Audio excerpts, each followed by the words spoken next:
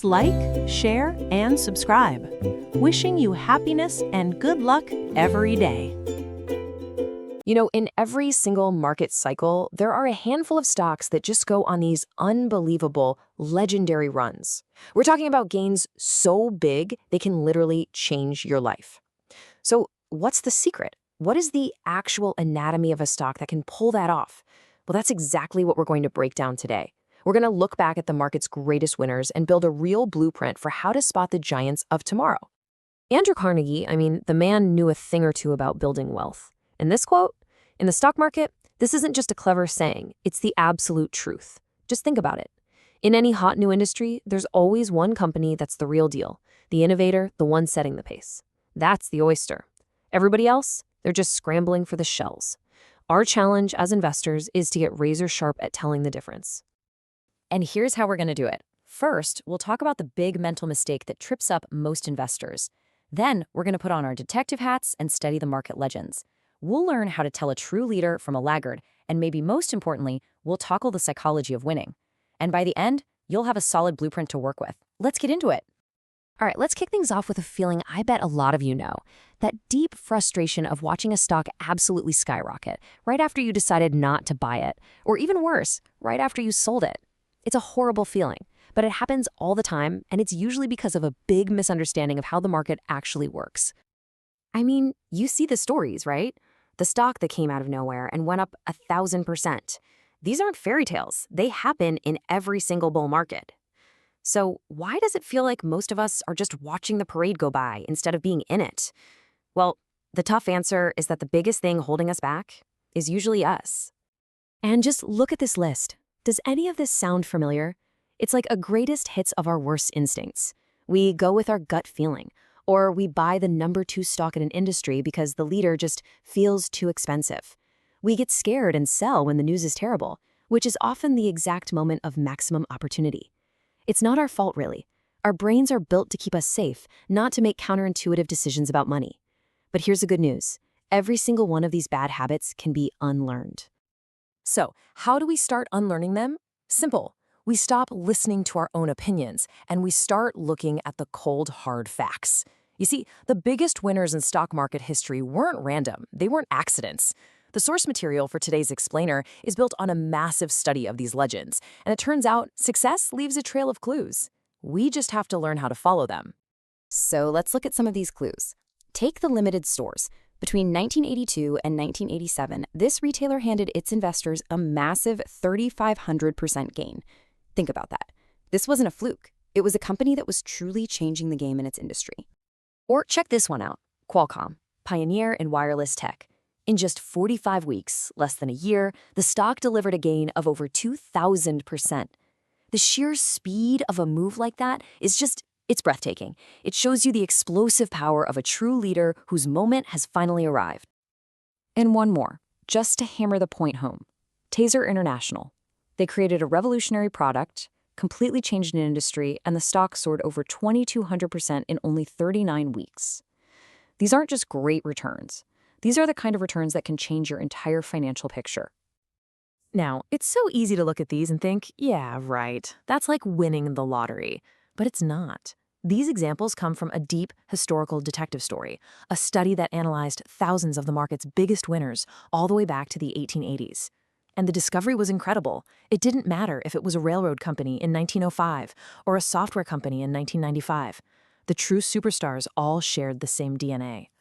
Okay, this brings us to maybe one of the most important lessons from all this research, the massive, massive difference between being the number 1 company in an industry and being everyone else. And I'm not talking about a small difference. It is literally the difference between a rocket ship and a rusty old car. This case study from 1963 just says it all. The birth control pill was a revolutionary technology, and Syntex was the undisputed king. The stock was hitting new highs, trading at what looked like a crazy high PE ratio of 45. All the conventional wisdom at the time was screaming, "It's too expensive, stay away." But the stock went from $100 to $550 in 6 months. Meanwhile, Wall Street was telling everyone to buy the cheaper alternative, GD Searle, the sympathy play, but it just fizzled. The lesson is burned into market history. You pay a very high price for a cheap stock. And there's a really simple human reason this happens. It's a concept called overhead supply. Picture a stock that's fallen from $50 down to $30. You've got all these unhappy people who bought at 40, 45, maybe even 50. As the stock tries to climb back up, every time it hits one of those prices, a new wave of people who are just desperate to get their money back finally have their chance. And they sell. It creates this constant wall of resistance. But a true leader, a stock hitting new highs, it's in blue sky territory. There's no one above it trying to get out. There's only open air. Okay, so we've established that we have to study history, and we have to focus on the leaders. But you know what? You can pick the perfect stock and still lose money if you don't get your own head straight. The mental game of investing is just as important, maybe even more important than all the analysis in the world. So, to really get this, let's look at this great little story from the source material called The Turkey Trap. Imagine a man builds a simple trap, a box propped up with a stick and a string. He puts some corn underneath, and pretty soon he's got a dozen turkeys in there. He's got his hand on the string, ready to pull it. But right before he pulls it, one turkey wanders out. Now he's only got 11. He pauses, and he thinks to himself, man, I should have pulled it when all 12 were there. You know what? I'll just wait a second. Maybe that one will come back in. And that's the first mistake. He's frozen by a small loss, anchored to what he used to have. He's operating on hope, not reality. And you know what happens next. Another turkey walks out, and then another. Pretty soon, there's only one left. But now he's really stuck. He thinks, well, I'll just wait till he leaves or another one comes back. Of course, the last one leaves, and he goes home with nothing. And that is such a perfect metaphor for investing. We let a small loss turn into a huge one because we hope it'll come back. Or we have a fantastic gain, but greed says just a little more, until the whole thing disappears. The turkey trap isn't about turkeys. It's about how greed and fear make us do completely irrational things. So the turkey trap is about our own psychology. But what happens when an entire crowd gets caught in that trap? Well, you get market mania. And that leads to another absolute iron law of the market. If everyone is talking about a stock, if it's all over the news and your neighbor is giving you tips, you are almost certainly too late. The real money is made by seeing what the crowd misses, not by joining the stampede right before it runs off a cliff. Okay, so we've diagnosed the problem, we understand the psychology, so let's wrap this up by putting it all together into an actual, actionable blueprint. This is where we move from just talking about it to having a real set of rules you can actually use. And here's the most important mindset shift you can make. Your opinion about a company means nothing. My opinion means nothing. The only thing that matters is what the market is actually telling us. The whole goal here is to build a system based on what has historically worked, decade after decade, and then, and this is the hard part, have the discipline to follow that system and get your own emotions out of the way. So, here are the 4 main pillars of that system. 1. Become a student of the past winners. History literally hands you the blueprint. 2. Focus only on the leaders. Buy the #1 company in the best group, not its cheaper cousin. 3. And this one is absolutely non-negotiable. You have to cut your losses short. A hard stop-loss rule at around 7 or 8% is what keeps a small mistake from turning into a devastating blow to your portfolio. And finally, number 4, the hardest one of all, let your winners run. Don't be the turkey trapper. The life-changing returns only come when you have the courage to sit tight through the normal ups and downs and let a great company be great. And there's one last piece to this puzzle. It's not always just about the company. It's also about the environment it's operating in. The source material makes a really interesting case that huge market events are often the result of government policy decisions made years or even decades earlier. For instance, the author argues that the seeds of the 2008 financial crisis were actually planted by policy changes back in 1995. So being a successful investor also means being aware of that larger context. And that really brings us to the final question. History is crystal clear on this. Every time a new bull market begins, a completely new group of companies comes out to lead the charge. The winners of the last cycle are almost never the winners of the next one. So the key to everything we've talked about today isn't about guessing. It's about using the blueprint that past winners have left for us to find the fundamental and technical traits of that next generation of superstocks. The roadmap is there. The only question left is, are you going to use it? All right, welcome. Today, we're going to dive into something really powerful. We're going to take more than 100 years of stock market history and boil it down to one single powerful idea. We're going to unpack a pattern, a repeatable secret that's been shared by the greatest winning stocks of all time. And honestly, it might just change the way you look at the market forever. I mean, just think about that for a second. What if the biggest, most explosive stock market moves weren't a total mystery? What if they actually announced themselves before they happened? I know, it sounds kind of crazy, right? But a century of cold, hard data suggests they do exactly that. You just have to know what you're listening for. You know, at its heart, this is so much more than just some dry financial strategy. It's really a story about something bigger. It's about innovation, about growth, and about the incredible opportunities that pop up along the way. This is really about learning how you can tap into that powerful engine for yourself. So let's be absolutely clear about this. We're not talking about hot tips or trying to predict the future with a crystal ball. Not at all. This is a system, an approach built on one simple idea. History leaves clues. The fundamental DNA of a huge winning stock, whether it was a railroad in 1908 or a tech giant in 2008, is shockingly consistent. Okay, so what is it? Well, it all boils down to this really elegant two-part formula. Step 1, you have to find the right company. We're talking about a company with explosive, absolutely superior growth. That's the what to buy. And then step 2, you need the right timing. You need to see clear evidence that the big professional investors are buying it right now. That's the when to buy. When you get both of those things right, you stack the odds way, way in your favor. Let's break down that first part of the equation, the fuel. I want you to think about it like this. A rocket needs an incredible amount of fuel to break free from Earth's gravity, right? Well, a stock needs that same kind of powerful, explosive growth in its business to launch a massive move in its price. And this fuel we're talking about, it's not some vague story or a cool idea. It's fundamental strength that you can actually measure. We are looking for hard, quantifiable proof of spectacular performance in a company's business. That right there is the engine that drives everything else. So, what does this fuel actually look like when you're digging through the numbers? Well, there are a few key ingredients. First, you're looking for huge increases in sales and earnings. We're talking big double-digit, sometimes even triple-digit jumps. But here's the kicker. You want to see that growth accelerating. It's not just good, it's getting better every single quarter. And finally, you want to see a high return on equity. That just shows the company is run incredibly well, turning every dollar of investment into big profits.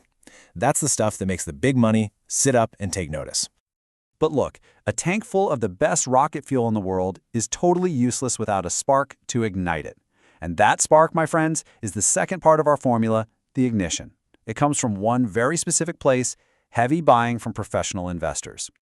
And this is where stock charts become absolutely essential. Now, forget everything you've heard about charts being just a bunch of squiggly lines for day traders.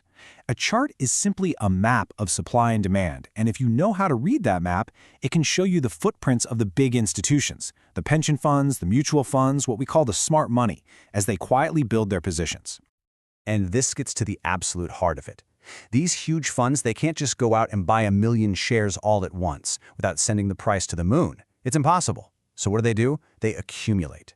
They buy it piece by piece over weeks, sometimes months. And that heavy, persistent buying creates specific, recognizable patterns on the chart.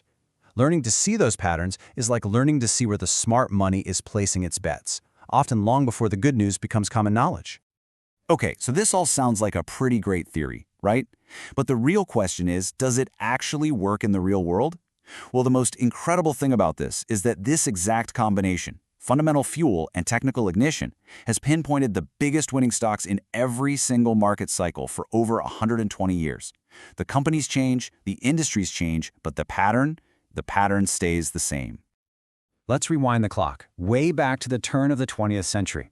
You have Northern Pacific Railroad, literally powering America's expansion west.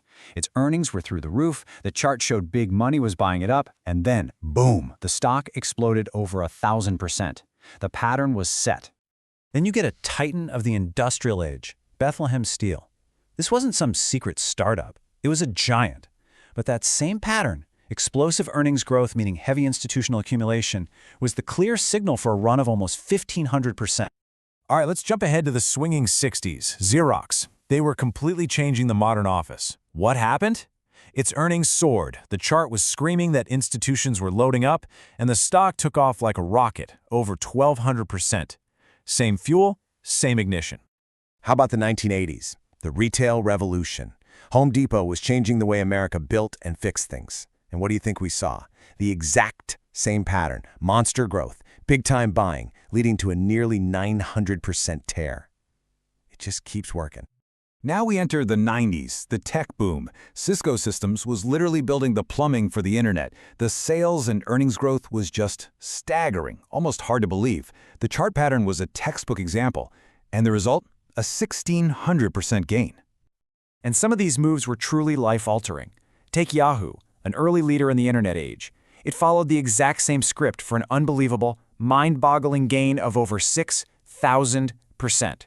That is the power of this pattern at its absolute peak. You think this is just ancient history? Not a chance. Look at Apple in the mid-2000s. The iPod was a smash hit. The iPhone was just around the corner. They had explosive growth, clear institutional buying, and a gain of over 1,400% followed. The pattern was alive and kicking in our own time. And just to really nail this down, Google, now Alphabet, right after its IPO, it was dominating search. Its earnings were fantastic, and the chart was a thing of beauty. It screamed, "Buy me," as it ran up over 500%. From railroads to software, the pattern just plain holds up. So, okay, we've just looked at a century of proof. What does all of this mean for you right now? It means you have a choice. You can keep approaching the market based on guesses, emotions, and headlines, which is what most people do, or you can use this historical roadmap to give yourself a real, data-driven advantage. Look, it really comes down to this. The old way is based on guessing and hoping and listening to some hot tip you heard somewhere.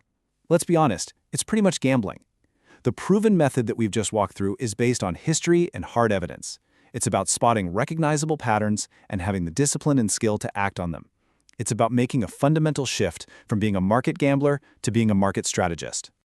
The clues had been there all along, hiding in plain sight for more than a century. The greatest winners have always told us they were coming. The only question left is, are you ready to learn the language they speak? All right, welcome. Today, we are going to dive into what I believe is one of the most critical skills any serious investor needs to have: reading stock charts. Now, this isn't about fortune-telling or some kind of magic. Not at all. It's about using a very powerful tool to get your timing right, to pick better stocks, and, at the end of the day, to improve your results. So, let's get into it and learn how to make these charts really work for you. I mean, really think about that for a second. Would you? Of course not, right? It's unthinkable. A doctor needs to see exactly what's going on inside your body before they make a life or death decision. They need real, accurate information. And that's the tough part to swallow. So many people out there buying and selling stocks without ever looking at a chart are basically doing just that. They're performing surgery blind. They're ignoring the most vital diagnostic tool they have. Well, today, we're going to fix that. We've got a pretty clear roadmap ahead of us. First, we'll talk about why charts are so essential and how history is really our best guide. Then we'll get into the nitty-gritty and master the most important pattern out there. From there, we'll add a few more patterns to your toolkit, learn how to use volume to confirm what you're seeing, and wrap it all up with the discipline you need to avoid the most common traps. Okay, let's start with the absolute fundamentals. You know, every professional, whether they're a doctor, a pilot, an engineer, they all rely on specific tools to make good decisions. Well, for us as investors, our most important tool is the stock chart. So let's get one thing straight. Charts are not some kind of mysterious, complicated art form. They're just a factual record. That's it, a simple log of a stock's price and its volume over time. What they really show you is the raw battle between supply and demand. They tell you, in black and white, if a stock is healthy and being bought up by the big players, or if it's weak and being dumped. And this really is the bottom line, isn't it? For anyone who's serious about their money, using charts isn't really optional. It's your roadmap. It shows you the journey the stock has been on and gives you crucial clues about what's ahead. To just ignore it, well, you're flying blind and asking for trouble.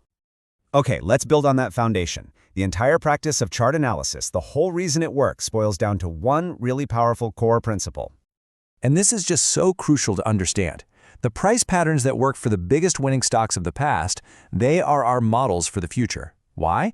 Because the market is driven by people, and people don't change. Greed, fear, hope, uncertainty, those emotions are constant, generation after generation. And that predictable human behavior is what creates these recognizable patterns, all governed by the simple law of supply and demand. Now, the structures that these patterns create, we call them bases. I want you to think of a base as a launch pad. It's an area where a stock just needs to take a breath. It's had a good run-up, and now it pulls back, it consolidates, and it shakes out all the nervous, weak-willed owners. It's out of these solid, well-built bases that the next huge price move is going to launch from. All right, now for the really good stuff. If you only learn one chart pattern, seriously, make it this one. The cup with handle is one of the most common, one of the most reliable patterns you are ever going to see. Getting this one down is your first huge step toward reading charts like a pro. So let's dissect this thing. First, and this is non-negotiable, the stock has to have already been in a strong uptrend. I'm talking up at least 30% before the cup even starts forming. Then you get the cup itself. You want to see a nice, rounded U-shape. This slow rounding action is key. It takes time, and that's what's needed to frustrate and shake out the weak holders. After the cup is formed, you get the handle. Just a small, tight, orderly little pullback. And finally, the moment we've been waiting for, the pivot point. That's your buy signal. It's the exact moment the stock breaks out above the top of that handle. You know, the devil is in the details here. Avoid those sharp V-shaped patterns. That's a huge red flag. It means the foundation is weak. Look for a cup that's about 12 to maybe 33% deep. The handle, it absolutely has to drift down a little bit. And this is critical, it has to form in the top half of the whole base. If you see a handle forming way down low, that's a sign of weakness, not strength. Walk away. So the cup with handle is your workhorse. It's your cornerstone. But it's not the only tool in the shed. The best chart readers have a whole library of patterns they can spot in an instant. Let's touch on a couple of other really important ones. The double bottom. It looks pretty much like the letter W. The real secret here is that second leg down. What you'll often see is that it dips just below the first low. That's a classic shakeout. It's designed to scare the last few nervous investors into selling right before the stock takes off for real. The flat base. This is usually what we call a second stage pattern. You'll see it after a stock has already broken out of a base, maybe run up 20% or more, and then it just kind of pauses and moves sideways in this super tight, calm range. It's digesting its recent gains and giving you a second shot to jump on board a real powerhouse. Now this one's the unicorn, the high tight flag. It's rare, but boy is it powerful. This pattern only shows up after a stock has gone completely vertical. I'm talking 100% gain or more in just a matter of weeks. After that insane run, it just pauses and goes sideways for a very short time before it launches the next massive leg up. So you found what looks like a perfect pattern. It's a textbook setup. But how do you know if it's the real deal? How do you confirm it? The answer? The secret weapon that validates everything is volume. On the day a stock breaks out of its base, you need to see a surge in trading volume. The bare minimum you want to see is 40 to 50% above its daily average. But honestly, what you're really looking for is a monster spike. 200%, 500%, sometimes even 1,000% above normal. That is an unmistakable signal. And why is that so important? Because you and me, we can't create a 500% volume spike. It's impossible. Only the big institutions, the giant mutual funds, the pension funds can move that kind of money. That huge volume, it's their footprint in the sand. It's the hard evidence that the big professional money is flooding in, and that's the wave you want to be riding.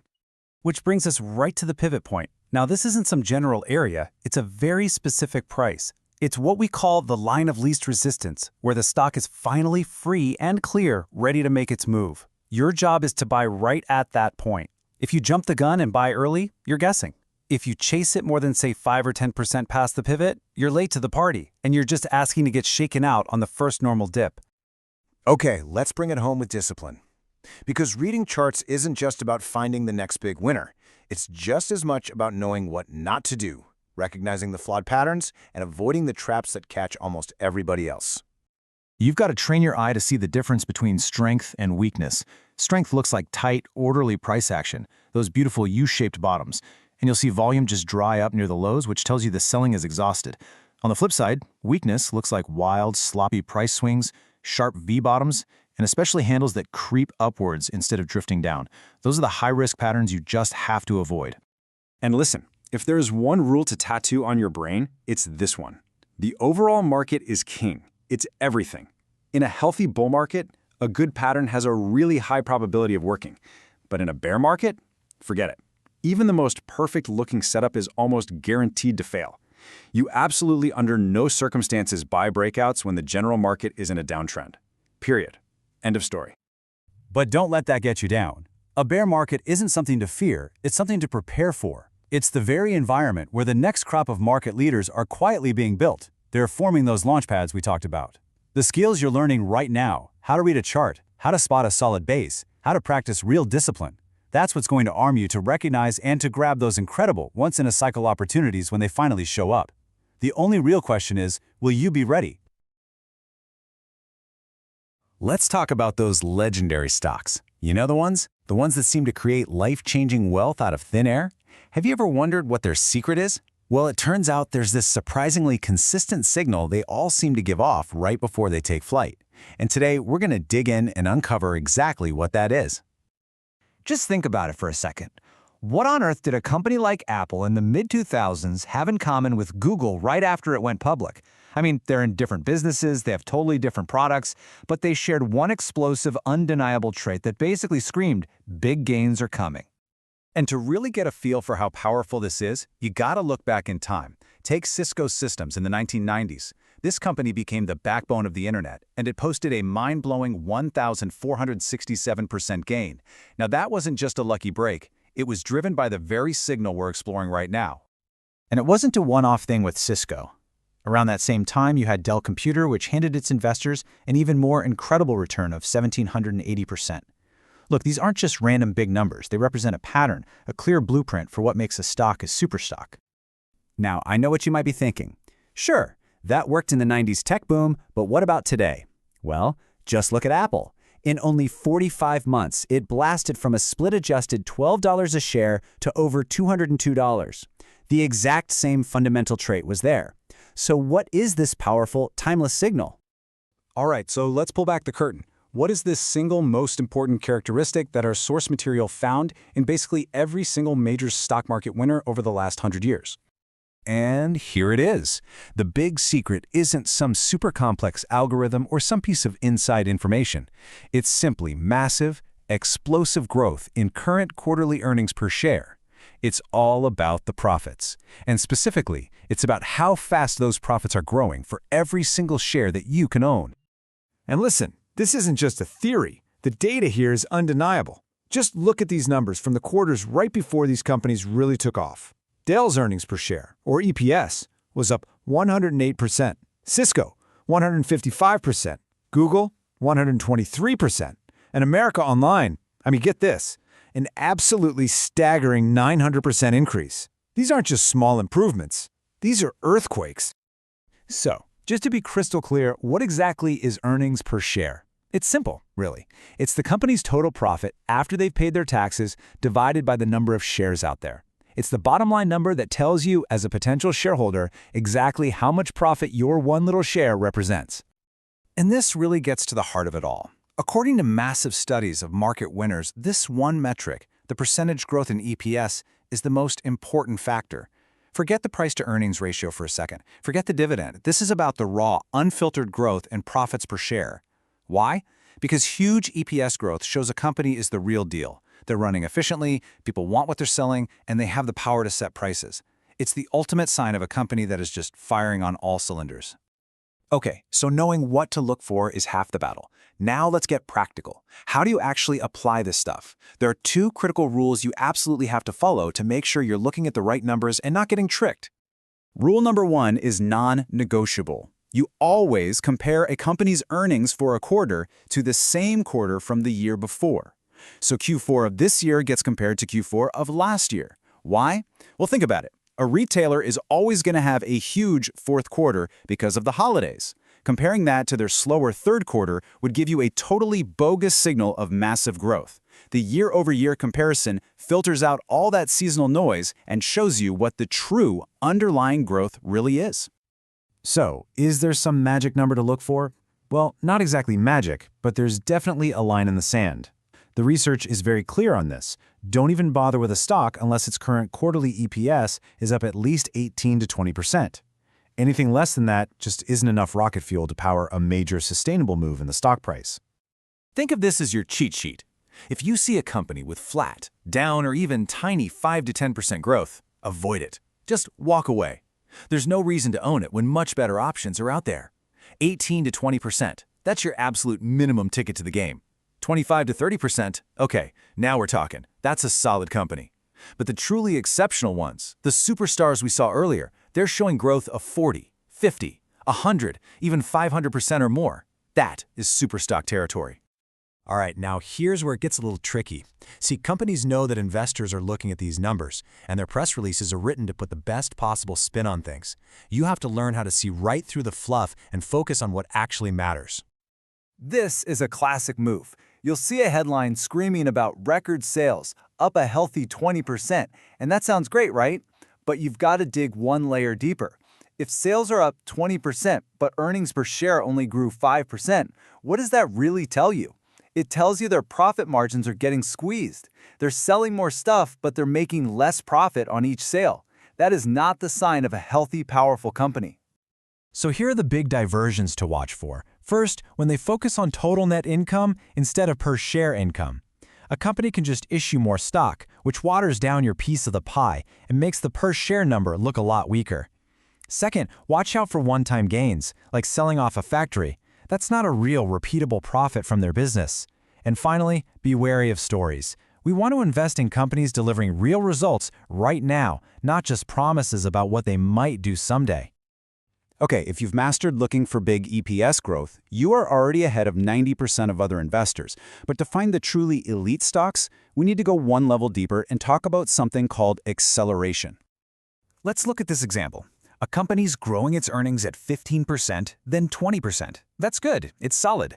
But now look what happens in the third quarter. Suddenly, growth jumps to 50%. That acceleration in the rate of growth is what Wall Street calls an earnings surprise. It's a signal that something fundamental has changed for the better in the business, and it's what gets the big money investors really excited and starts driving that stock price higher. But hold on a second. Before you go all in on a company with accelerating earnings, there is one final, absolutely critical check you have to perform, because sometimes these numbers can be too good to be true. Explosive earnings have to be backed up by something real. And this is the reality check. The source gives a perfect and pretty painful example: waste management. Its earnings jumped an incredible 268%, but at the exact same time, its sales were only up 5%. How on earth is that possible? Well, a company can temporarily boost earnings by aggressively cutting costs, but if sales aren't growing too, it is not sustainable. And sure enough, the stock completely fell apart. A healthy company shows you strong earnings growth that is confirmed by strong sales growth of at least 25%.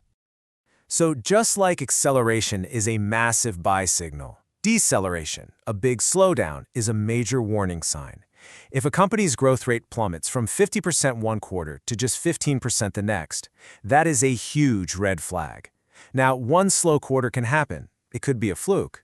But 2 consecutive quarters of a major slowdown, that's a pattern. And it's a clear signal that the company's best growth might be behind it, and it's time to be very, very cautious. So we've covered a ton of ground here, from finding the key signal to spotting the tricks companies use, all the way to understanding acceleration. But if you walk away with only one piece of information today, I want it to be this.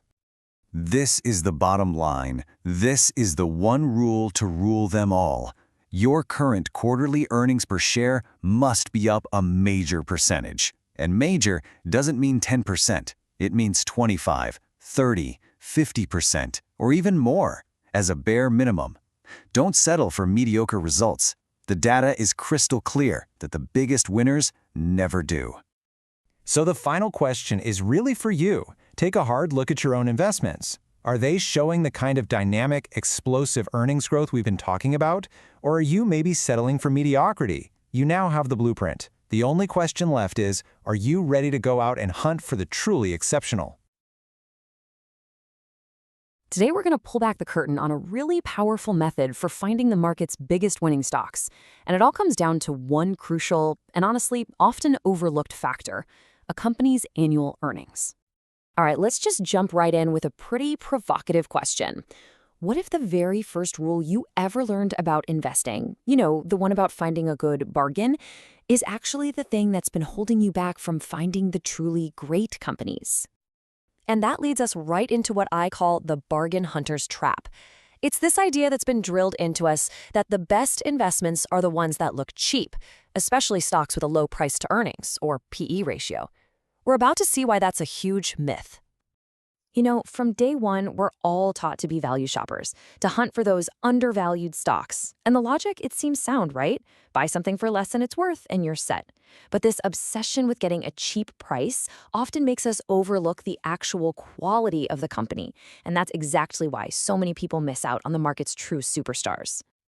And this quote just brilliantly illustrates the whole problem. This is a real story. An investor sees a stock that looks unbelievably cheap. It's selling at just 4 times its annual earnings. I mean, that's a steal, right? Wrong. The stock just kept on falling, getting even cheaper, all the way down to a PE of 2. So the lesson here is critical. A cheap stock can always get cheaper, and usually there's a very good reason why it's so cheap in the first place. So if digging for bargains is really a trap, where should we be looking? Well, the answer is in the company's growth engine. We need to completely shift our focus away from the price tag and onto the raw, underlying power of the business itself.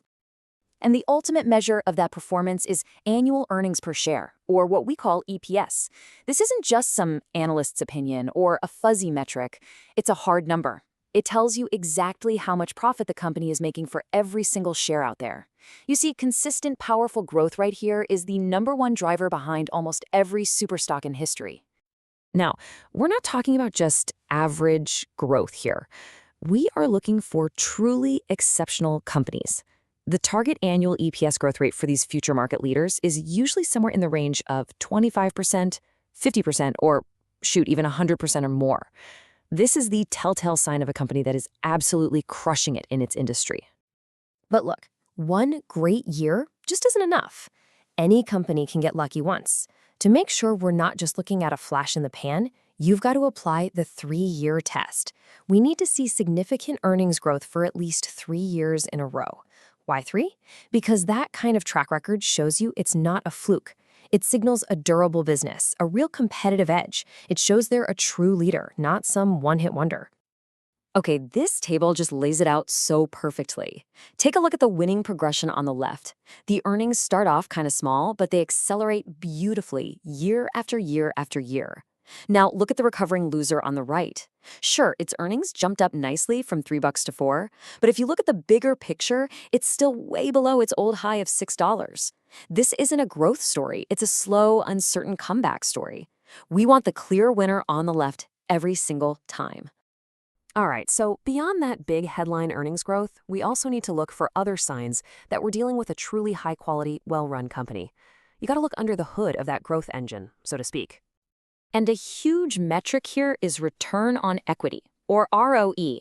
The best way to think about it is this. For every dollar of shareholder money the company has to work with, how much profit can its management team squeeze out? Your average company might have an ROE below 17%. But the elite companies we're looking for, they often have an ROE of 25%, 30%, even up to 50%. It's a direct report card on how effective the management is. So let's pull all this together. There are really 4 pillars that support a truly profitable, high-quality company. We've talked about the first 2, that strong annual EPS growth of 25% or more and a high return on equity of at least 17%. The third pillar is strong cash flow, and this is so important. It should be at least 20% higher than the reported EPS, because that proves the earnings are real cash in the bank, not just some accounting trick. And finally, the fourth pillar, you need a stable earnings record. This tells us the growth is predictable and reliable, which is what gets the big money investors excited. So how do you measure that consistency? Well, one method is an earnings stability rating. It's a simple scale from 1 to 99. But here's the trick. Unlike your grades in school, a lower number is actually better. A rating down around 20 or 25 tells you that the company's growth has been smooth and dependable. A high number means the growth is all over the place and a lot less reliable. We want that straight, steady climb. Okay, now that we've established what true quality looks like, it is time to face the elephant in the room, the price-to-earnings ratio. We're going to take this widely used and widely misused metric, and we're going to tear it apart. This right here, this is the core finding from all the research, and it's an absolute bombshell for most investors. After looking at the market's biggest winners over decades and decades, the conclusion was crystal clear. The PE ratio had almost nothing to do with whether a stock was a great buy or a great sell. What mattered was the percentage increase in earnings, not the PE. So you have got to get this straight in your head. It's all about cause and effect. A high PE ratio isn't the cause of a stock being expensive, it's the effect. The real cause, the thing that starts it all, is the company's incredible performance. It's accelerating earnings, it's growing sales. That amazing performance is what attracts the big money, which drives up the stock price, and that is what makes the PE ratio go up. And the numbers, well, they don't lie. Just look at this. From 1953 to 85, the average Dow Jones stock had a PE of about 15. But the biggest winners of that time, they had an average PE of 20 right when they started their huge run-ups. Now fast forward to the 90s, and the future leaders had an average PE of 36. They never, ever looked cheap by the old rules. So what does this actually mean for you? It means that if you had a strict rule against buying stocks with high PE ratios, it would have been a catastrophic mistake. You would have said no thanks to Microsoft. You would have completely ignored Cisco, no Home Depot, no America Online during their most explosive growth phases. You literally would have been locked out of investing in an entire generation of world-changing companies. You see, this requires a total shift in your mindset. You've got to stop thinking like you're digging through a discount bin for bargains. You need to start thinking like you're in a fine art gallery, ready to invest in a one-of-a-kind masterpiece. And here's a simple but really powerful way to think about it. Nobody walks onto a Mercedes lot and expects to pay Chevy prices. It just doesn't happen. You know you're paying a premium for superior engineering, for better performance, for higher quality. Well, the exact same thing is true for stocks. The very best companies command a premium price because their performance and their future potential are just in a completely different league. This idea is captured perfectly in the story of the legendary art dealer Joseph Duveen. His whole strategy was to buy unique, one-of-a-kind masterpieces from artists like Rembrandt, and he often paid way more than anyone else thought they were worth. He bought high, and then he turned around and sold them to giants like Henry Ford for substantially more.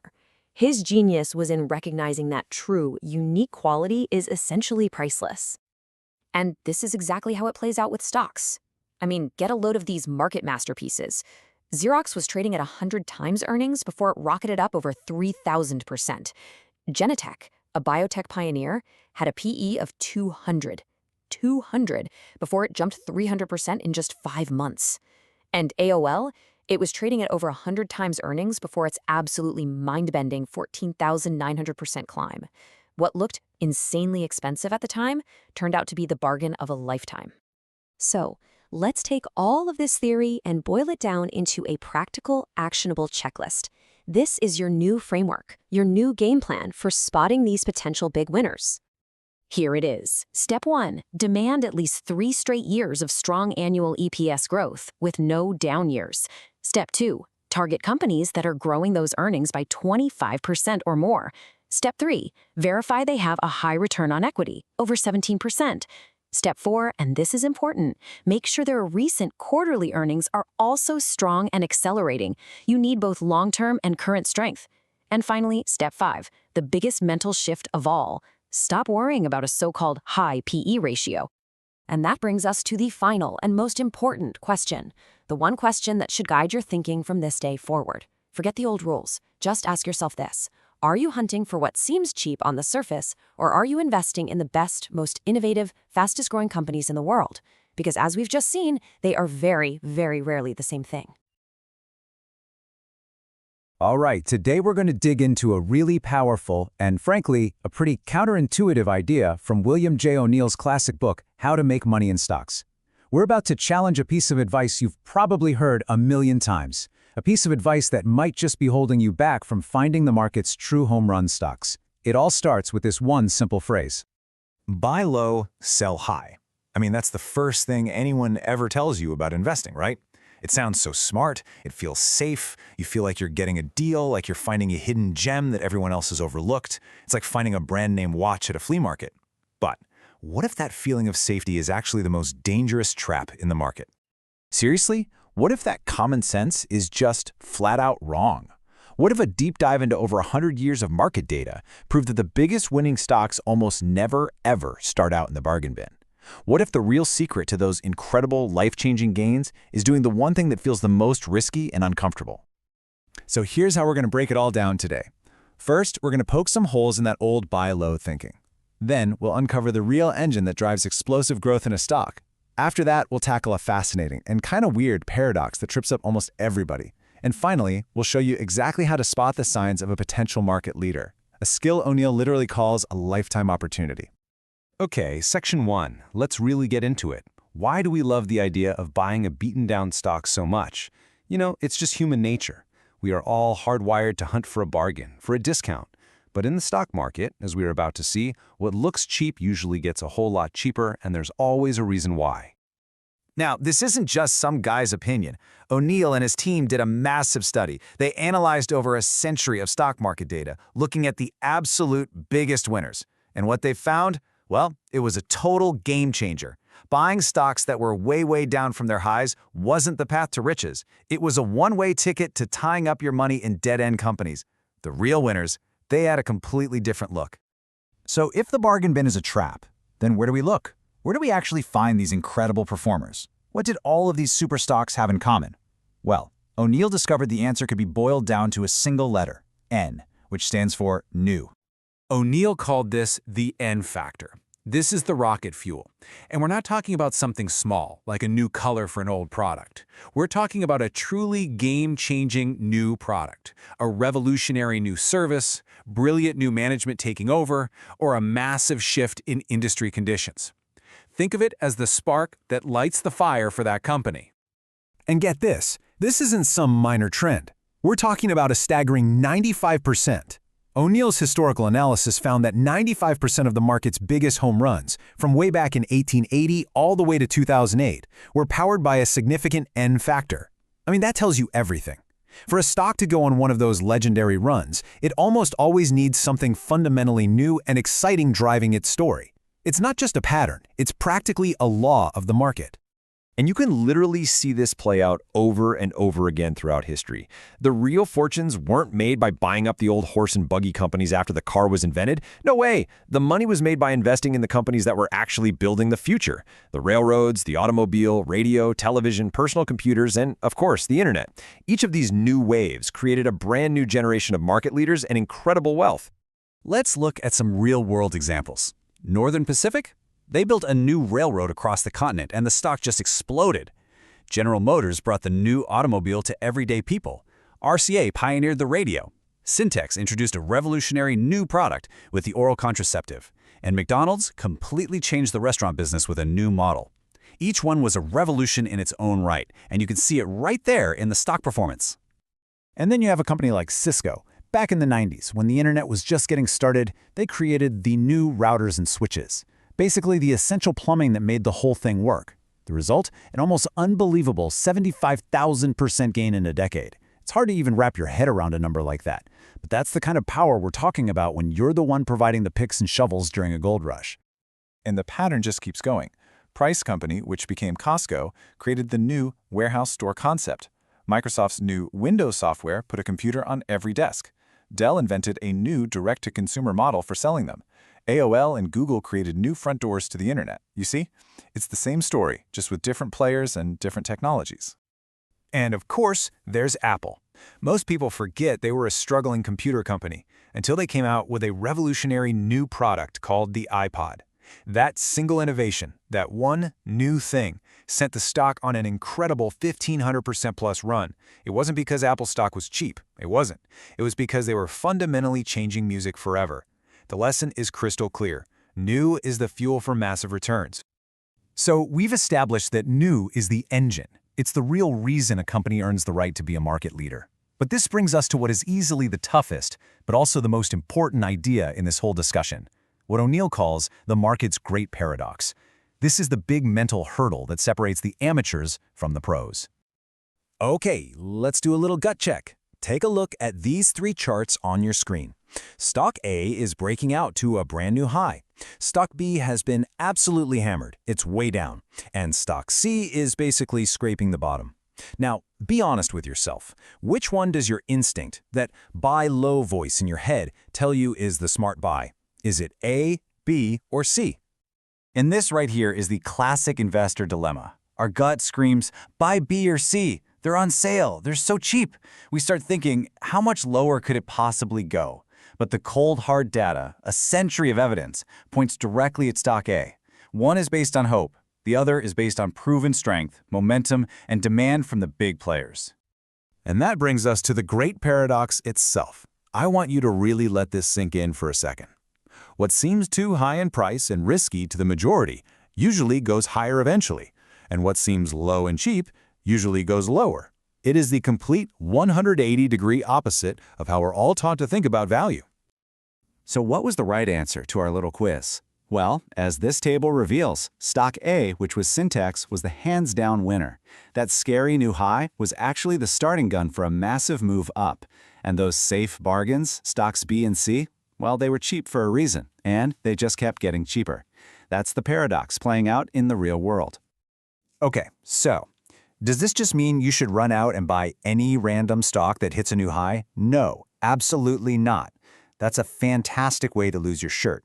See, the secret isn't just the new high itself. It's what happens before the new high. It is all about the setup. So here's the actionable framework. Step 1, you identify a great company with that powerful N factor we talked about. Step 2, and this is where patience becomes your superpower, you wait. You let the stock trade sideways for a while, building what O'Neill calls a base. You can think of this as the stock coiling a spring. During this time, weak investors get bored and sell, while the big institutions, the smart money, they quietly buy up shares. Then, step 3, you buy the moment it breaks out of that consolidation pattern and hits a new high, ideally on big volume. That's your green light. And the timing of that buy is absolutely crucial. As this chart shows, the real sweet spot is right as it breaks out, or at the very most within 5% of that breakout price. If you wait until it's already shot up 10 or 15%, you're not investing anymore, you're chasing. It's like trying to jump on a train that's already pulling out of the station. You're far more likely to get thrown off during the first normal pullback. Discipline right here at the buy point is everything. And this all brings us to our final and most important point, how this knowledge becomes your lifetime opportunity. This isn't about memorizing a bunch of old stock names. It's about learning a repeatable pattern, a blueprint that can help you identify the next generation of market leaders. And I really want to leave you with this powerful thought from O'Neill himself. He truly believed this knowledge wasn't just for Wall Street pros.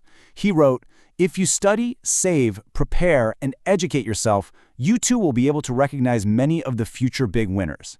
He's saying the opportunity is right there for anyone who's willing to put in the work and learn the rules. So the question to leave you with is this: what are the new things happening right now, today? What are the game-changing products, the disruptive services, the brilliant new leaders who are rewriting the rules in their industries? Because somewhere in that list, coiled in a base and getting ready to break out, are the future market winners. Thanks for tuning in. All right, let's get right into it. Today, we're going to pull back the curtain on what is, without a doubt, the single most powerful law in the entire stock market. And the best part? It's beautifully simple. This is a principle that's way older and more reliable than any fancy Wall Street forecast, and if you really get it, it can give you a massive edge. So what do you think? I mean, seriously, what force out there has more power over a stock's price than every single brilliant mind on Wall Street cranking out complex algorithms? The answer? Well, it's probably not what you're thinking. In fact, it might just surprise you. Yeah, you heard me right, the price of lettuce. The exact same fundamental force that decides what you pay for your groceries is the absolute key to understanding how stocks really move. It all comes down to the market's oldest, most unbreakable law. And here it is, of course, the law of supply and demand. Look, if a lot of people want something and there isn't much of it to go around, the price is going to shoot up, right? And if nobody wants it and there's a ton of it available, the price is going to fall. It really is that simple. But, and this is the key, understanding how this simple idea plays out with stocks, that's where the real magic happens. Okay, so let's break this down. First up, the supply side of the equation. We're going to decode what supply really means for us as investors. Because, the number of shares a company has floating around out there, it's a huge deal. And honestly, it's something most people completely ignore. I want you to picture this. Imagine trying to turn a massive cruise ship. It takes forever, right? Now picture a speedboat. It can turn on a dime. Well, that cruise ship, That's your company with 5 billion shares. It takes a mountain of cash, just an unbelievable amount of buying, to even make the price wiggle. But that speedboat, that's the company with only 50 million shares. A little bit of smart money comes in, and boom, that price can take off.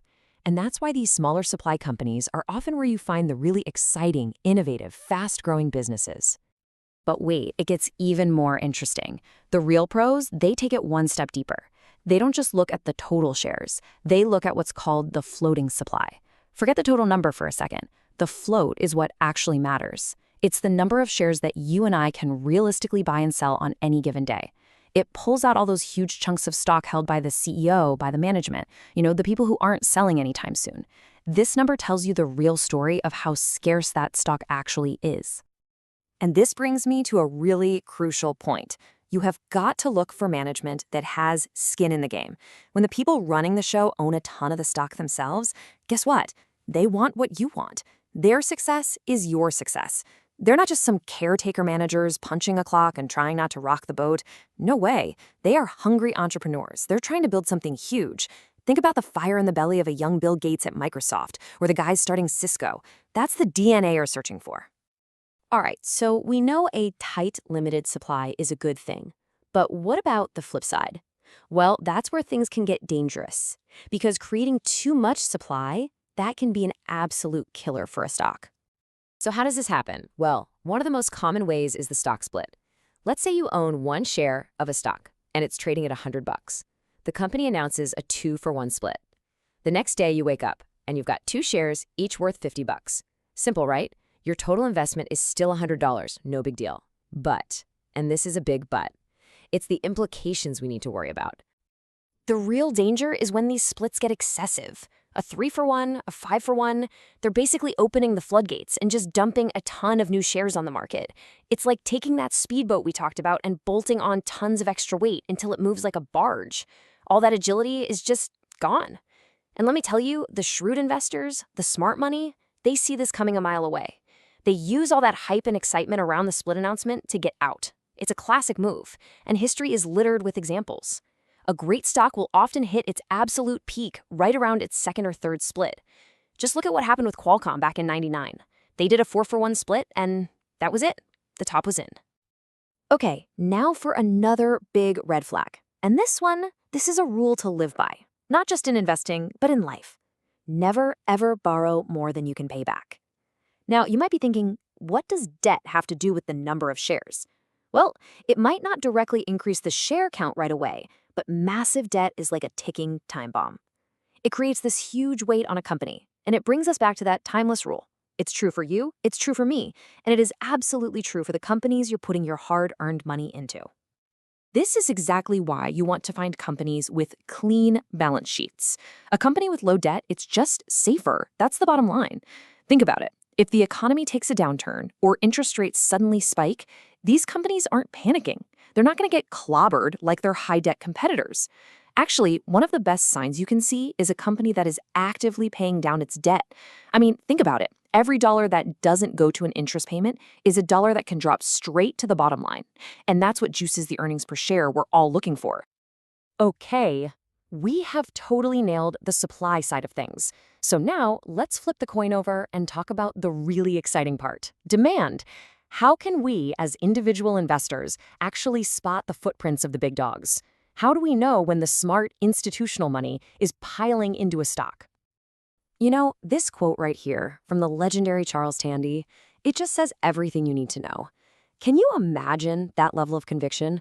The market's tanking, his stock is down, and what does he do? He goes and borrows money to buy more of his own company's stock. That is the ultimate vote of confidence.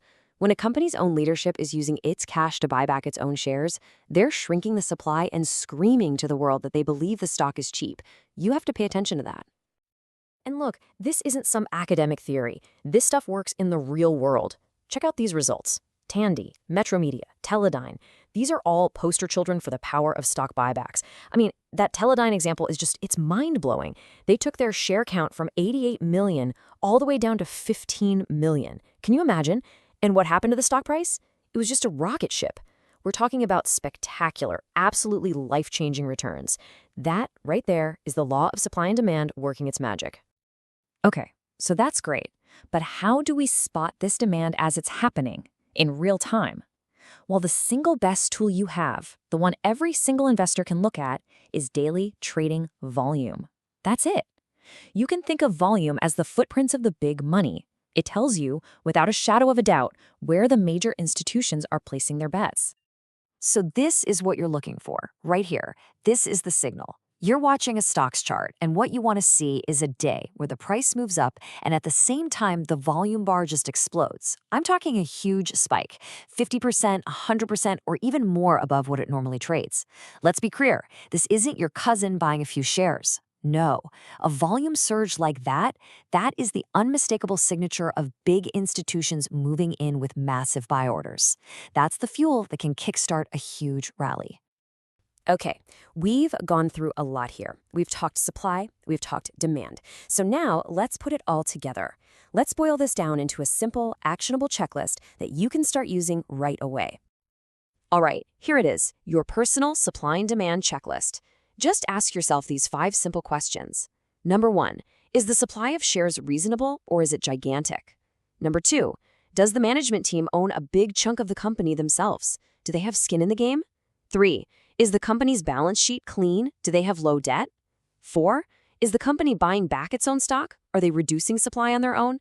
And finally, number 5, are you seeing those big institutional footprints? Those huge spikes in volume when the price is moving up?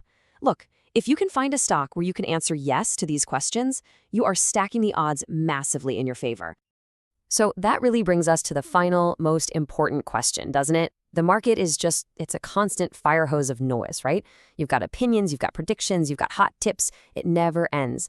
But now you have something different. You have a framework, a tool built on the most powerful, most timeless law in all of economics. So who are you going to listen to? The noise, the chatter, the talking heads on TV, or are you going to trust the cold, hard facts of what is actually happening with supply and demand? Really, the choice is yours.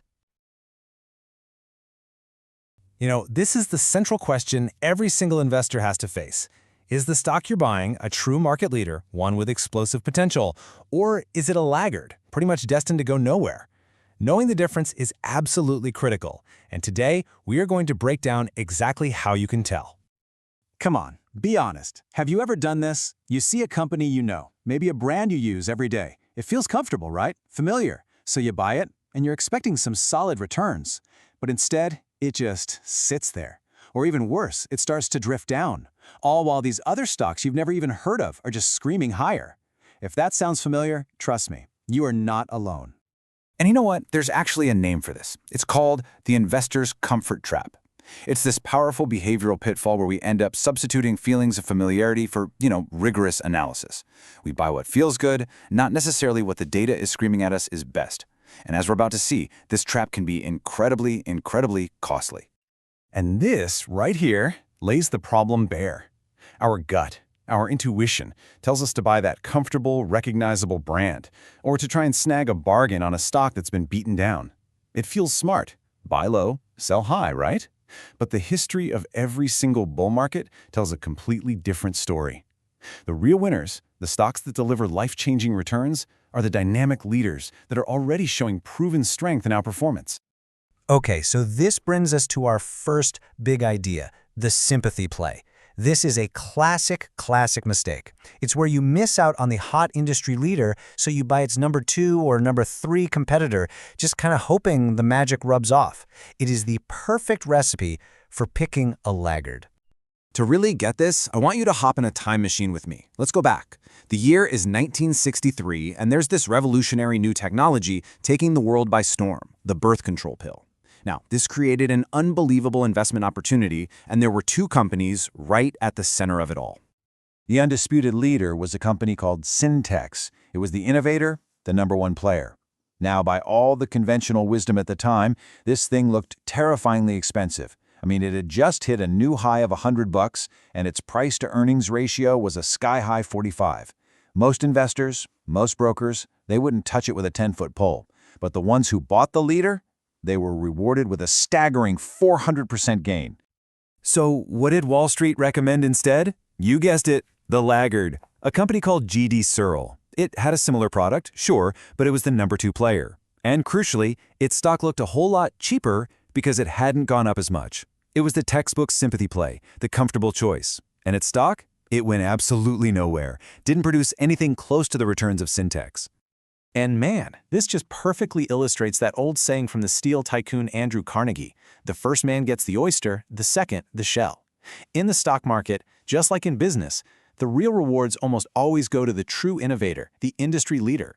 The copycats, the followers, they rarely ever deliver the same kind of results. All right, so our mission is clear, right? We've got to hunt for that number 1 company. But this begs a really important question. What does number 1 actually mean when we're talking about investing? Because it's not what most people think it is. Let's decode what true strength really looks like. Okay, listen up, because this is so important.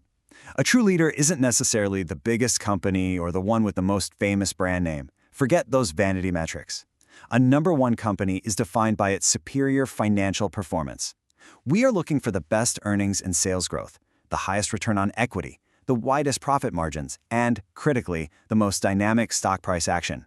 It is all about performance, not reputation. Okay, so how do we actually measure that dynamic stock price action? Well, luckily for us, there's a tool for that. It's called the Relative Price Strength Rating, or RS rating for short. This is a simple but incredibly powerful metric that grades every stock from 1 to 99. A rating of 99 means that stock has outperformed 99% of all other stocks over the past year. It is a pure measure of performance leadership. Now check this out. Decades of market data have been studied, and the results are just stunning. The average RS rating of all the greatest winning stocks in history before they made their massive explosive price moves was 87. Think about that for a second. The best stocks were already outperforming 87% of the entire market before they became household names. Leadership precedes the big move. So if 87 is the average for a future superstar, what do the true elites look like? We're talking about an RS rating of 90 or higher. You know, the best analogy I've ever heard is a major league pitcher's fastball. The average is about 86 miles per hour, but the true aces, the guys who dominate the game, they're throwing heat in the 90s. We want to own the stocks throwing 90-plus heat. All right, now that we know what to look for, let's flip the coin and talk about what to avoid. Let's talk about the danger of buying those supposed bargains. You know, the stocks that have fallen hard and look cheap. This is one of the single most destructive habits an investor can have, and it's called a value trap. Let's look at a textbook example, Crocs footwear. The stock was an absolute monster, roaring up to $75 a share by October 2007. Then it had its first big drop, falling all the way to $47 a month later. What did so many investors see? A bargain. This was their chance to get into a huge winner at a 37% discount. But it wasn't a bargain. It was a trap. The stock just kept falling and falling all the way down to just $1. The bargain hunters got completely wiped out. And look, this wasn't some one-off thing. Think about Cisco Systems back in 2000. It was a market darling that fell from $82 to $50. Everybody thought it was a steal. It eventually hit $8. Or Bank of America, a blue-chip leader. It fell from $55 to $40 in 2007. Looked like a solid value, right? A year later, it was trading for $6. The lesson here is brutal and it is clear. Buying a stock simply because it has gone down in price is a recipe for disaster. So we have to break this habit. We have to replace it with a new set of rules. A system that's designed specifically to hunt for leaders and to protect our capital. It's not about emotions or gut feelings. It's a disciplined, repeatable approach. Here it is, the 3-step rulebook. Step 1, hunt leaders. We filter our entire universe, and we're only focusing on stocks with an RS rating of 80 or higher. Step 2, time the entry. We don't just chase a stock that's already soaring. No, we wait for it to pause and form a constructive price pattern. We call it a base, where it digests its gains, and then we buy the moment it breaks out of that pattern with conviction. And step 3, this is the most important rule of all. Protect your capital. This is non-negotiable. You must cut any loss at 7 or 8% from your purchase price. No emotions, no exceptions. This one rule alone will save you from catastrophic damage. Okay, for this last part, let's talk about the ultimate tell. This is the secret handshake of a true market leader. It's a bit more of an advanced concept, but it is one of the most powerful signals in the entire market. It's all about how a stock behaves when everything else is falling apart. So here's the secret. Market corrections are actually a gift. Seriously, they help you spot the next wave of leaders. Because on a day when the market averages are down big, most stocks are going to be bleeding red. But the truly exceptional companies, the next big winners, will often hold their ground, or even, believe it or not, go up.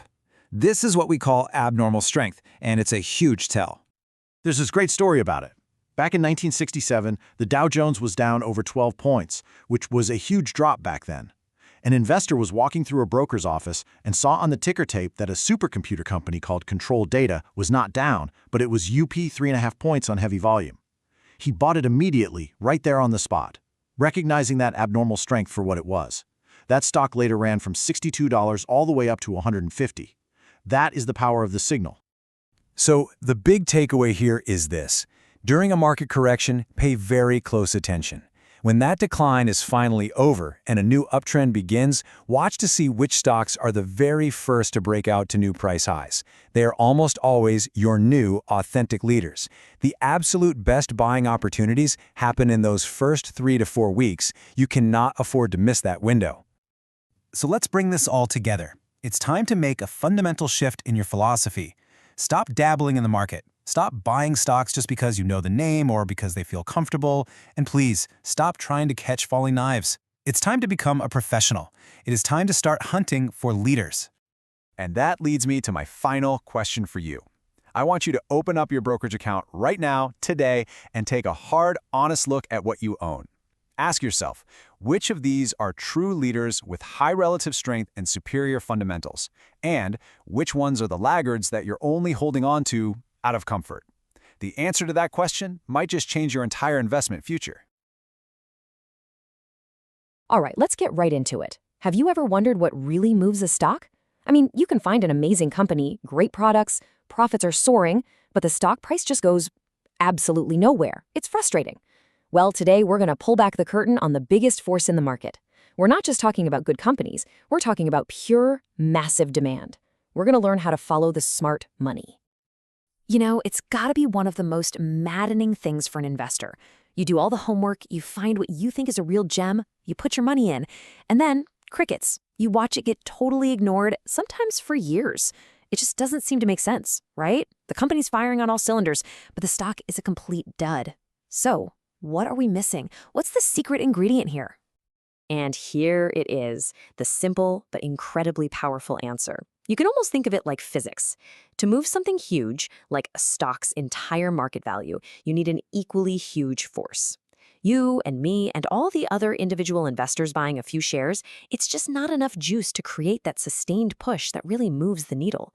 You need a much, much bigger fire hose of money. And this chart just lays it all out, plain and simple.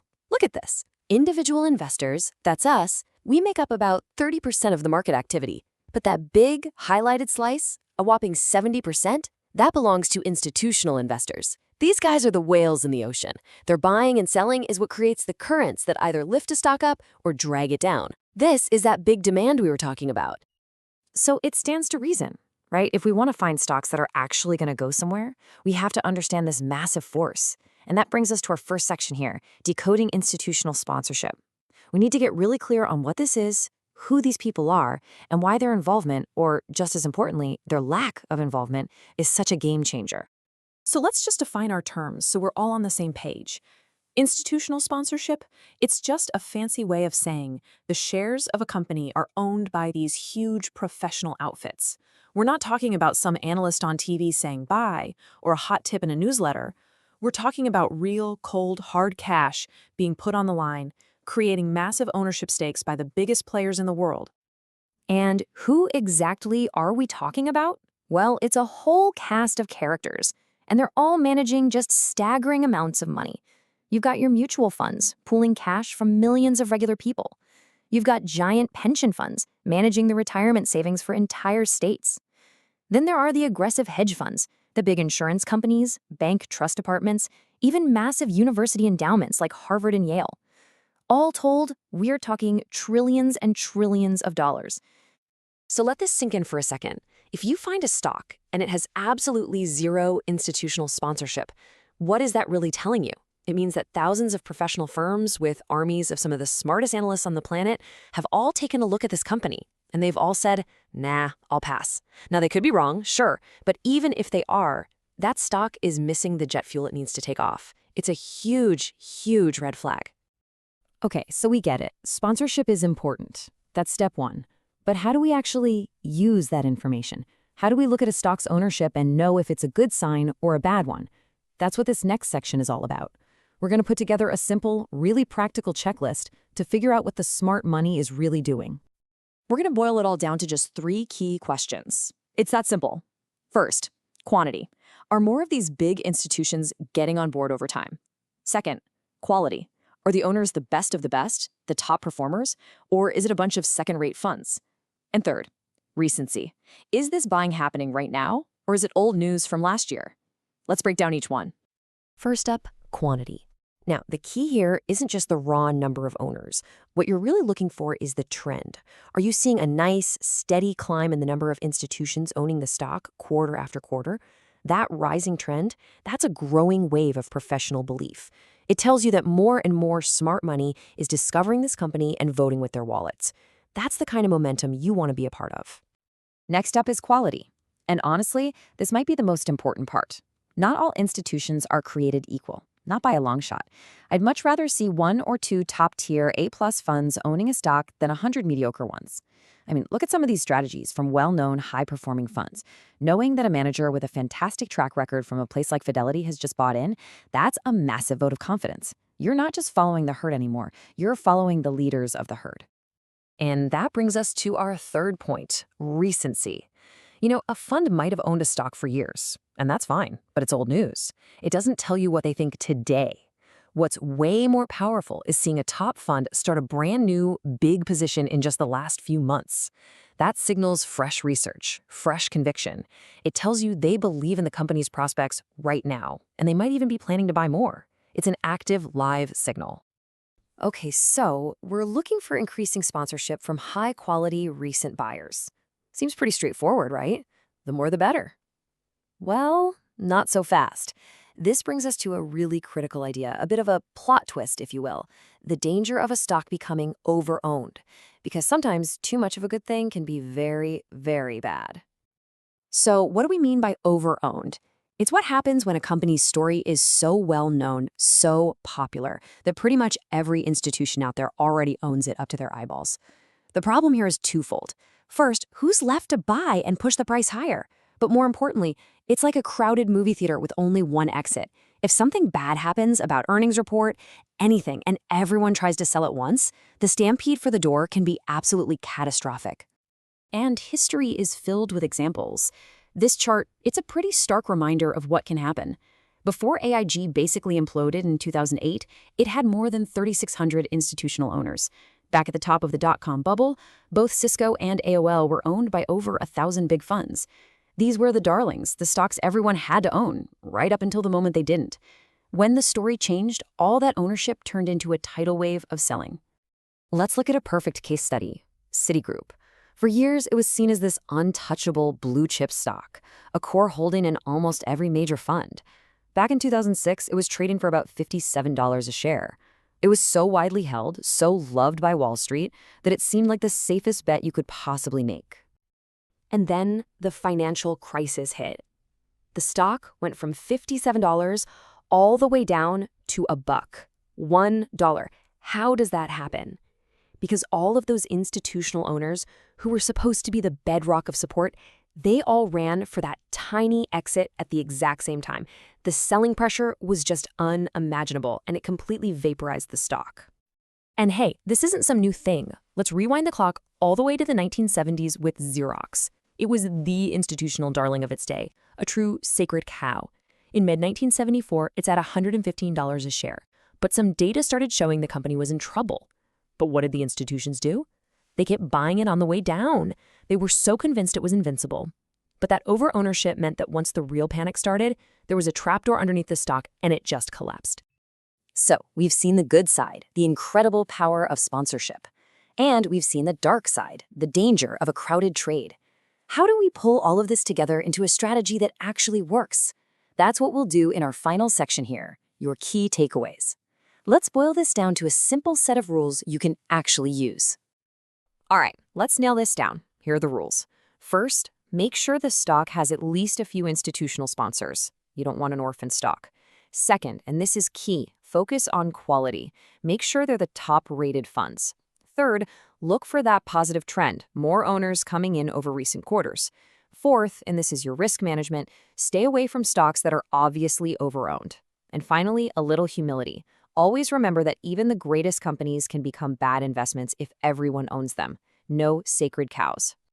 Now that we've got our rules, there's one last really important benefit to all of this that we haven't talked about yet. It's a concept that a lot of people overlook, but it's absolutely vital when you need it most. And that concept is liquidity. Just think for a second about the difference between selling a stock and selling your house. With a stock that's heavily owned by institutions, there is always a market. There are big players buying and selling millions of shares every single day. So when you decide you want to sell, you can click a button and it's done. Instantly, for a tiny commission. Now compare that to your house. In a bad market, it could take you months, maybe even years to find a buyer, and you're going to pay a huge chunk in fees. That constant ability to buy and sell, that liquidity, it's a massive, massive advantage provided by these institutions. So I'll just leave you with this one final question. When you're looking at a stock, are you just following the herd into a popular, crowded, and potentially dangerous situation? Or are you going to use these tools to really dig in and analyze the quantity, the quality, and the recency of the demand? Because that difference, that's what separates just following the crowd from truly following the smart money. Thanks for tuning in. All right, let's dive into what I think is the single most important factor for your success as an investor. I'm talking about figuring out the market's overall direction. You know, if you can get this one thing right, you are way ahead of the game. But if you get it wrong, well, that's what we're here to talk about and how to avoid that big mistake. So let's kick things off with a question that I know has driven every single one of us crazy at some point. You do all the work, right? You find this fantastic company, great earnings, innovative product, everything looks perfect. So you buy the stock, you're feeling pretty smart, and then it drops. And it just keeps on dropping. And you're sitting there scratching your head thinking, what on earth did I miss? What is really going on here?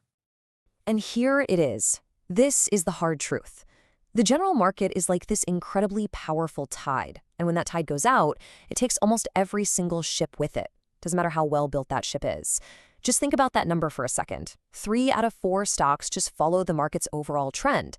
So you can be a genius at picking the company. But if you're on the wrong side of the market's direction, chances are you're still going to lose money.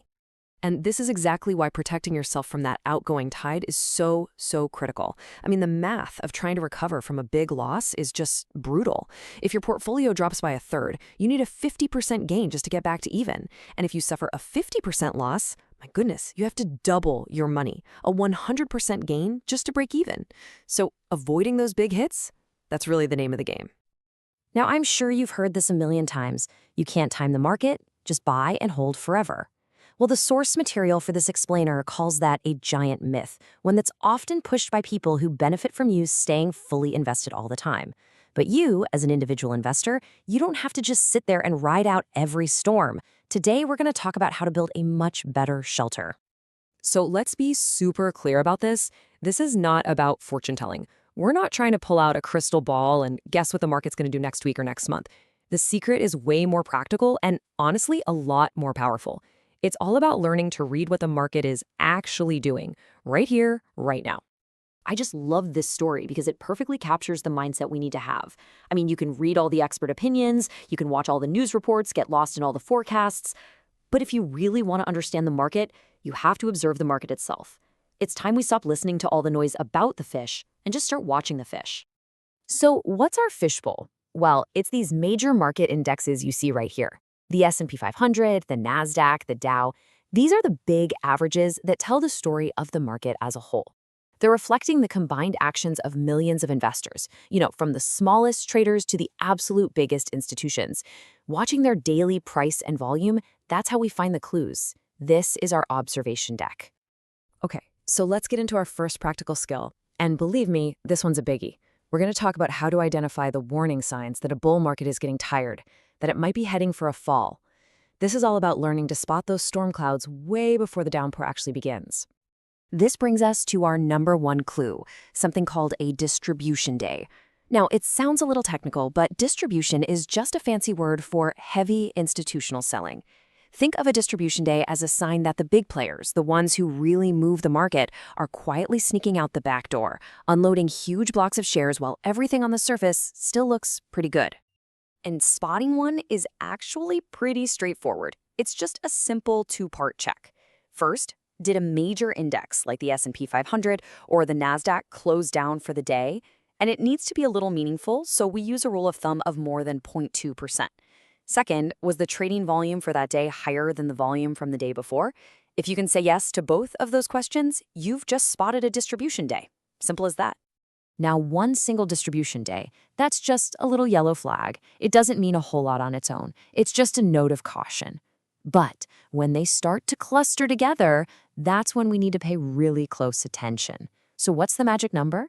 Well, when you see 4 or 5 of these days pop up over a short period of time, say a few weeks, that's a very strong signal that a market top is forming, and it is time to start thinking defensively. And hey, this isn't just some abstract theory. Let's look at one of the most famous market tops in modern history, the bursting of the dot-com bubble. This exact system of counting distribution days gave crystal clear, actionable warnings before the NASDAQ began that historic collapse. Let's see how it actually played out. The clues were all right there for anyone who knew what to look for. March 7th, there's the first flag. A few days later, on the 10th, the market just churned. It was a day with tons of volume, but the price went nowhere. That was sign number 2. Then, wham, a huge 4% drop on the 14th with a big spike in volume, an undeniable third signal. And after a weak little attempt to rally, 2 more distribution days hit, basically confirming the top was in place. The market gave us multiple distinct warnings before the real crash even started. All right, now for the other side of the coin. Once you've sold your stocks, you've protected your capital during a downturn, how in the world do you know when it's safe to get back in the water? This is just as important as knowing when to get out. And again, we're not going to guess. We are going to wait for a very specific, all-clear signal from the market itself. And that signal is called a follow-through day. You can really think of this as the market's green light. See, after a period of decline, the market will eventually try to rally. A follow-through day is that powerful confirmation, usually on the 4th to 7th day of that rally attempt, that the big institutional buyers are back with a vengeance, confirming a new sustainable uptrend is likely getting started. And just like spotting a top, this is a clear, rules-based process that absolutely requires patience.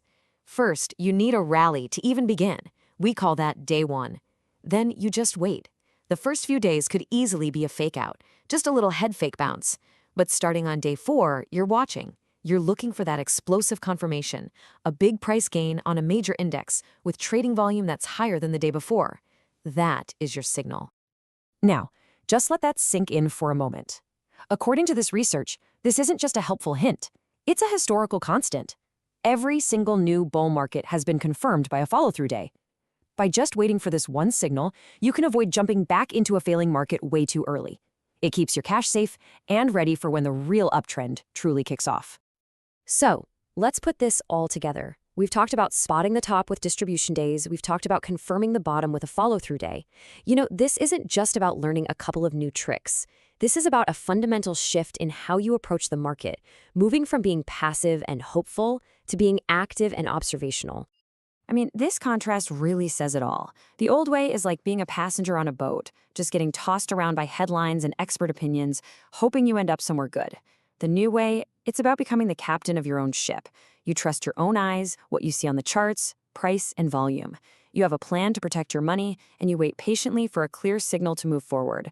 It's about replacing all that emotion with a proven system. So here's what that system looks like in practice. This is your new playbook. You watch the indexes every day. You count the distribution days to spot an emerging top. You protect your portfolio when the trend turns against you. Then, you wait patiently for that follow-through day to confirm it's safe to get back in. And, maybe the most important rule of all, you learn to ignore all the noise. Ultimately, this is what it all boils down to. The goal is not to be a market psychic. The goal is to be a great detective. The market leaves a trail of clues for us every single day in its price and its volume data. Our job is just to learn how to read those clues and act on the evidence that's right in front of us, not on our guesses about the future. So, this is the final question it all comes down to. I mean, we are constantly bombarded with financial news, expert predictions, hot tips. That is the noise. But the market itself, it's telling its own story, quietly and clearly through its daily action. What you choose to focus on, that's going to make all the difference. You know, what if I told you that the biggest difference between winning and losing in the market has absolutely nothing to do with picking the perfect stock? It's not some crazy hidden formula. It's actually a really simple defensive rule that if you follow it, and I mean really follow it, can protect your money and completely change your results. So let's get into it. All right, so here's what we're going to cover. First, we'll talk about why defense is everything in this game. Then we'll get right to the good stuff, the non-negotiable 7% sell rule. After that, we'll dig into the psychology that makes this simple rule so darn hard to follow. Expose the classic mistakes most people make. Tear down all the common excuses, and finally, I'll show you how winning is really just about not losing big. Look, we all love the thrill of a home run, right? That stock that just takes off and doubles or triples your money. But the greatest investors I've ever studied, they all know a secret. Long-term success isn't about offense, it's all about defense. And in the market, defense means protecting yourself from that one thing that can absolutely wipe you out, a huge catastrophic loss. It's the foundation, the bedrock that all real success is built on. Just listen to this from the legend Bernard Baruch. He said, even being right 3 or 4 times out of 10 should yield a person a fortune. Now just let that sink in for a second. You can be wrong, flat out wrong, more than half the time and still build a fortune. The entire secret, the whole key to the kingdom, is in the second part of that sentence, if he has the sense to cut his losses quickly. And this is exactly how that math plays out. Imagine a big old scale. On one side, you put all your winning trades. On the other, your losers. The secret to tipping that scale in your favor year after year isn't about having more winners than losers. It's about making sure your winning side is always way, way heavier. See, if you let just one winner run to a 25 or 30% gain, you can easily cover 3, maybe even 4 small 8% losses on the other side and still come out way ahead. The entire game is just about keeping those losses tiny. So, if keeping your losses small is the absolute key, how do we actually pull that off? Well, that brings us to the most important, most practical piece of this whole thing, the one rule you have to follow no matter what. You know, it all comes down to this one question. It's not about what you buy. It's not even really about when you buy it. The most critical decision you will ever make as an investor is knowing when to say, you know what, I was wrong, and sell. So what's the rule that makes that decision for you? This is it. This is the number, 7 to 8%. That is the absolute drop-dead maximum loss you should ever take on a single stock. Ever. I mean it. No exceptions. Now let's be crystal clear about what this means. This isn't a guideline, it's not a suggestion, it is a hard, mechanical rule. The very second a stock drops 7 or 8% below what you paid for it, you sell. You don't wait for the end of the day, you don't hope for a little bounce, you don't go looking for some news story to make you feel better, you just execute the sale. This one simple action takes the most destructive force in investing, your own emotions, right out of the equation. And hey, if you think 7 or 8% sounds a little too strict, listen to this. Another market master, Gerald Loeb, had a 10% rule. But when somebody asked him if he followed it, you know what he said? He said he'd hoped to be out long before it ever got that far. The best of the best are even more ruthless about protecting their capital. They treat it like it's their lifeblood, because it is. Okay, so the rule itself is brutally simple, right? So why doesn't everybody just do it? Why do so many people ride stocks down 20, 40, even 80%? Well, it's because our own brains, our own psychology, are wired to work against us. Let's dive into the psychology of a loss and figure out why this simple mechanical rule is one of the hardest things for a human being to actually do. You see, the market is driven by 2 incredibly powerful emotions, hope and fear. And the fundamental problem for most of us is that we apply them completely backwards. Think about it. When a stock is falling, we should be fearful that a small loss is about to snowball into a huge one. But instead, we're hopeful it'll bounce back. And when a stock is rising, we should be hopeful that we've got a big winner on our hands that we can ride for a massive gain. But instead, we get fearful that our tiny little profit will disappear, so we sell way too early. We consistently, almost instinctively, do the exact opposite of what actually makes money. This reminds me of the famous turkey story. So there's this guy, and he builds a simple box trap. He manages to get 12 turkeys inside. He's just about to pull the string to shut the door, but right then, one turkey wanders out. He thinks, shoot, I had 12. I'll just wait a minute. It'll probably come back. But while he's waiting for that one, 2 more leave. Now he's down to 9. And he's thinking, I can't believe it. I should have been happy with 11. As soon as just one of those 3 comes back, I'm closing this thing. But of course, they just keep leaving, one by one, all because he can't get over the fact that he once had 12. And in the end, they're all gone. He goes home with nothing. So you've got to ask yourself, with every single losing stock in your portfolio right now, are you being that guy? Are you just sitting there, frozen, hoping things get back to the way they were, while your hard-earned money just quietly walks out the door? Now, this kind of flawed thinking leads directly to some of the most common and frankly portfolio-destroying mistakes that investors make. And what's wild is that in any other business, this logic would just be seen as completely nuts. Imagine you own a clothing store for a second. The red dresses are flying off the shelves, but those yellow dresses, nobody's buying them. What do? Well, any smart business owner immediately marks down the yellow dresses, even if it's at a loss, just to get their cash back. Then they take that cash and they reinvest it into more of the hot-selling red dresses. Makes sense, right? But what does the typical investor do? They see their winning stock, the red dress, and they sell it right away to lock in a tiny little profit. Then they look at their losing stock, the yellow dress, and they hold on to it, just hoping it'll eventually come back. It's the exact opposite of smart business logic. It's just backwards. This kind of behavior is so common, psychologists actually gave it a name. They call it the price-paid bias. We get psychologically anchored, just stuck on the price we paid for something. But I'm going to tell you a hard truth. The market has no clue what you paid, and it certainly does not care. Your entry price is ancient history the second you hit that buy button. The only thing that matters is what the stock is doing right now and what it's likely to do next. So to justify holding onto these yellow dresses, we tell ourselves little stories, don't we? We rationalize. Our ego gets in the way, and we come up with all these excuses to avoid the pain of just admitting we made a mistake. So right now, let's just tear down the most common and the most dangerous of these excuses. But before we do that, just look at this table. Seriously, let this sink in. This is the brutal, unforgiving math of losses. A small 10% loss? Okay, you need an 11% gain to get back to even. That's manageable. But what if you let that loss grow to 50%? Well, now you need a 100% gain, a full double, just to get back to where you started.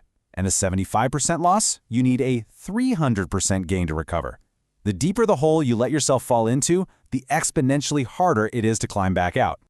Okay, with that math burned into your brain, let's just destroy these excuses once and for all. First one. Oh, I'm a long-term investor. You know, a small loss that you refuse to take is the very thing that forces you to become an unwilling long-term investor in a terrible stock. How about this one? But I get the dividend. A 4% dividend is pretty cold comfort when your stock is down 35%. You are still losing 31% of your money, period. Or diversification will protect me. Yeah, until a real bear market hits, then everything goes down together. Diversification just means you lose money on a whole bunch of different things at once. And the absolute worst, most dangerous excuse of all, I'll just average down. All that is throwing good money after bad. You're just doubling down on your mistake. And this brings us to the last and maybe the most important shift in how you think about all this. Cutting a loss is not admitting failure. It's an act of empowerment. It is you taking control, making sure you live to fight another day. It's the ultimate act of self-preservation for your portfolio. The best way to think about it is like this. You have fire insurance on your house, right?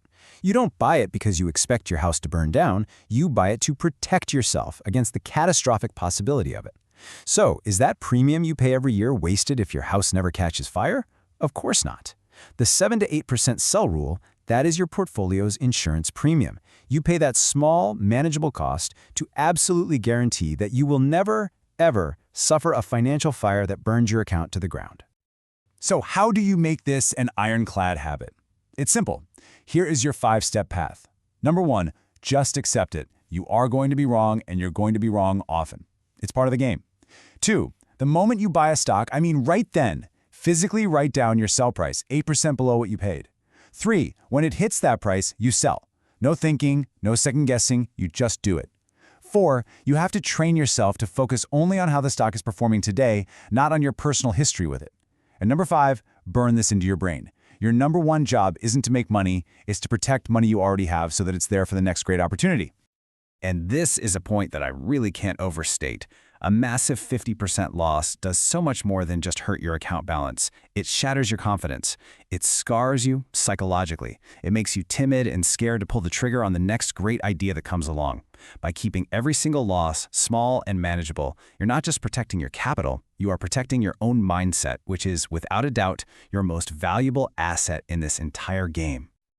I'm going to leave you with this one last thought, a quote that just cuts through all the noise about good companies and bad companies. And it's this: there are no good stocks, they're all bad unless they go up in price. So stop falling in love with a story or a brand. The market is brutally honest, and you have to be too. A stock is only good for one reason, because it's making you money. The moment it starts costing you money, it's a bad stock. Period. Cut it loose. Thanks for tuning in.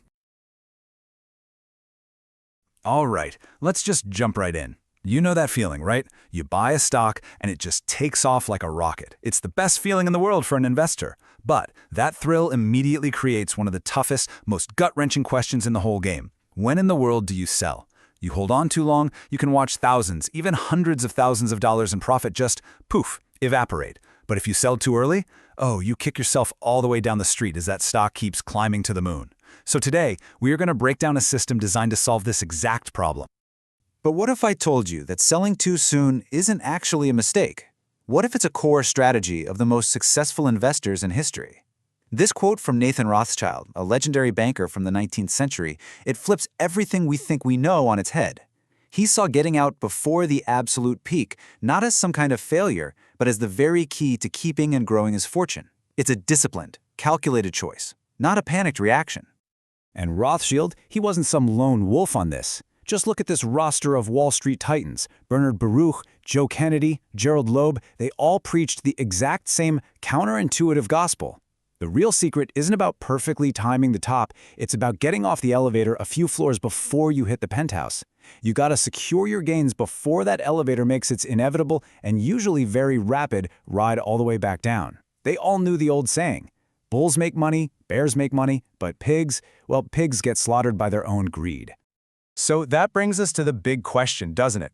How do you actually build the discipline to sell a stock that's still going up, when greed and optimism and that powerful fear of missing out are all just screaming in your ear to hold on for just a little bit more? Well, the answer is in having a concrete plan, a set of non-negotiable rules that were born from failure. And we're going to uncover that exact plan by looking at the journey of one master investor who learned this lesson the absolute hard way. Let's wind the clock back to the early 1960s and meet our guy, William J. O'Neill. He was a young, incredibly ambitious stockbroker, and O'Neill was, well, he was brilliant. He was obsessed with finding a repeatable, almost scientific system for picking winning stocks, and he poured every ounce of his energy into cracking the code for buying. But as he was about to find out, that was only half the puzzle. O'Neill's method was just meticulous. He didn't rely on gut feelings or hot tips from a buddy. First, he studied what the absolute best performing funds, like the legendary Dreyfus Fund, were actually doing. He got the reports, took out his charts, and he marked every single purchase they made. And what he found was absolutely stunning. They weren't buying stocks when they were cheap and beaten down. Nope, they were consistently buying stocks as they were breaking out to new price highs. And from that one powerful insight, he built his entire system based on strong earnings, sound chart patterns, and buying at these precise breakout points. And this slide right here perfectly shows the difference in his thinking. He also adopted a powerful technique from another market legend, Jesse Livermore. You see, on one side you have the master's technique, averaging up or pyramiding. That means you only add to your position when the stock is proving you right by moving higher. And on the other side, you have the common mistake, averaging down, which is really just a fancy way of saying you're throwing good money after bad into a stock that's failing. O'Neill, he chose the path of the masters. And you know what? His buying system worked. Oh man, did it work. He was picking monster stocks, the kind that would double, triple, or even more. He was buying them at the exact right moment. He was pyramiding his positions perfectly. By all accounts, he should have been making an absolute fortune. But he wasn't. As he said himself, after more than a year of being dead right on his picks, his portfolio was totally flat. He was watching these huge paper profits just vanish right before his eyes. This frustration, it led to a radical decision. O'Neill did something most of us never, ever do when we're losing. He stopped, cold turkey. For 6 whole months, he put all his trading on hold and performed a ruthless postmortem on his own performance. absolutely determined to find the flaw in a system. And this period, this would change everything for him. He took out stacks of his old charts and a red pen, and he marked every single trade he had ever made, every buy, every sell, every single hesitation. He analyzed every failure, every missed opportunity, every beautiful profit that turned into a heartbreaking loss. He treated it like an air crash investigation, just poring over the wreckage of his trades, determined to find the black box that would tell him the real reason for his failure. And then, after all that work, the problem became crystal clear. And it was so simple, yet so profound. He was a genius at buying, but a complete amateur at selling. He had this meticulous, brilliant system for getting in, but absolutely no plan, no rules, no system whatsoever for getting out. He was letting his emotions, greed, and hope make all his sell decisions, and it was wiping out all of his brilliant work on the buy side. So out of this really painful self-analysis, he forged a brand new set of rules. This wasn't just a buying plan anymore, it was a complete profit and loss plan. A system with simple, powerful, and most importantly, non-negotiable rules for both sides of every single trade. And here it is. This is the core of his system, and it's just beautiful in its simplicity. Let's really take a look here. On the loss side, an ironclad rule to sell any stock that drops 8% below what he paid for it. No questions asked, no hoping it comes back, no exceptions. Done. On the profit side, a default rule. Sell and take a 20% gain. Just lock it in. But, and this is the key part that allows for those massive life-changing wins, he built in one critical exception. If a stock was so powerful that it rocketed up 20% in less than 3 weeks, he would force himself to hold it for at least 8 weeks, just to give a true superstar stock the room it needs to run. So let's break this down. That 8% stop-loss rule, that's your shield. It is pure defense. Its only job is to protect your capital and make sure that a small mistake never ever turns into a catastrophic loss. The thing is, the best stocks, when you buy them correctly at a breakout, they almost never drop this much. So if one does, it's a blaring red siren telling you your initial idea was wrong, and it is time to get out, save your money, and move on to the next opportunity. Now, the 20% profit-taking rule, on the other hand, that's your offense. O'Neill's research showed that after a solid 20 to 25% run, a lot of great stocks will pull back and just rest for a while. This rule forces you to systematically harvest your gains. This is the essence of Rothschild's selling too soon. It's not about catching the absolute tippy top. It's about systematically turning those paper profits into real spendable money in your account. But O'Neill's system went even deeper than that. He knew the 20% rule was a great default. But what if a stock started showing signs of trouble before it even hit that target? So he identified specific categories of warning signs, these subtle clues in a stock's behavior that basically scream, danger ahead. The first and most obvious category is what he called the climax top. This is just pure, unadulterated euphoria in the market. After a long, steady advance, the stock suddenly goes parabolic. You might see its single largest price gain of the entire move, or what's called an exhaustion gap, where it opens way, way higher than the previous day's close. You'll see a rapid, almost vertical price advance for a week or two. And critically, you might see a day with just massive volume, but the stock price just churns and closes near where it opened. When everyone is bubbling with optimism and it feels like the stock can't possibly go down, that is often the absolute peak. Now, the next set of signals is a little more subtle. These are the signs of weakness that are happening just under the surface. For example, the stock might still be hitting new highs, but the volume is drying up, which suggests the big investors are losing interest. Or, for several days in a row, it opens strong but then just fizzles out and closes near its lows. That's a sign that the big institutions are quietly selling into the public's buying. Maybe its relative strength rating, which measures its performance against the whole market, drops below a key level like 70. These are the sneaky, telltale signs that distribution is happening. And finally, we have the last chance signals. This is when the stock breaks critical technical support levels. It might just slice right through a long-term uptrend line that has held up for months. It might have its single biggest price drop of the whole move on heavy volume. Or its 200-day moving average, a key long-term trend indicator, finally just rolls over and starts pointing down. At this point, the trend is now confirmed to be broken. It's over. Time to go. Now, it's really easy to look at all these rules and signals and think it's some kind of magic formula. But the truth is, the rules themselves are only half the story. The real secret to O'Neill's success, and really the success of any great investor, it lies somewhere else entirely. And this brings us to the most crucial point of all, a lesson O'Neill learned directly from another legend, Jesse Livermore. Your objective is not to be right all the time. Your objective is to make big money when you are right. And O'Neill's system is designed to do exactly that.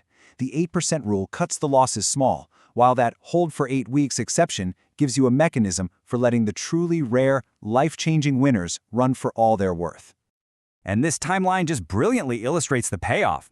After creating his plan in late 1961, the rules automatically forced him completely out of the market right before a major crash in 1962, preserving all his capital.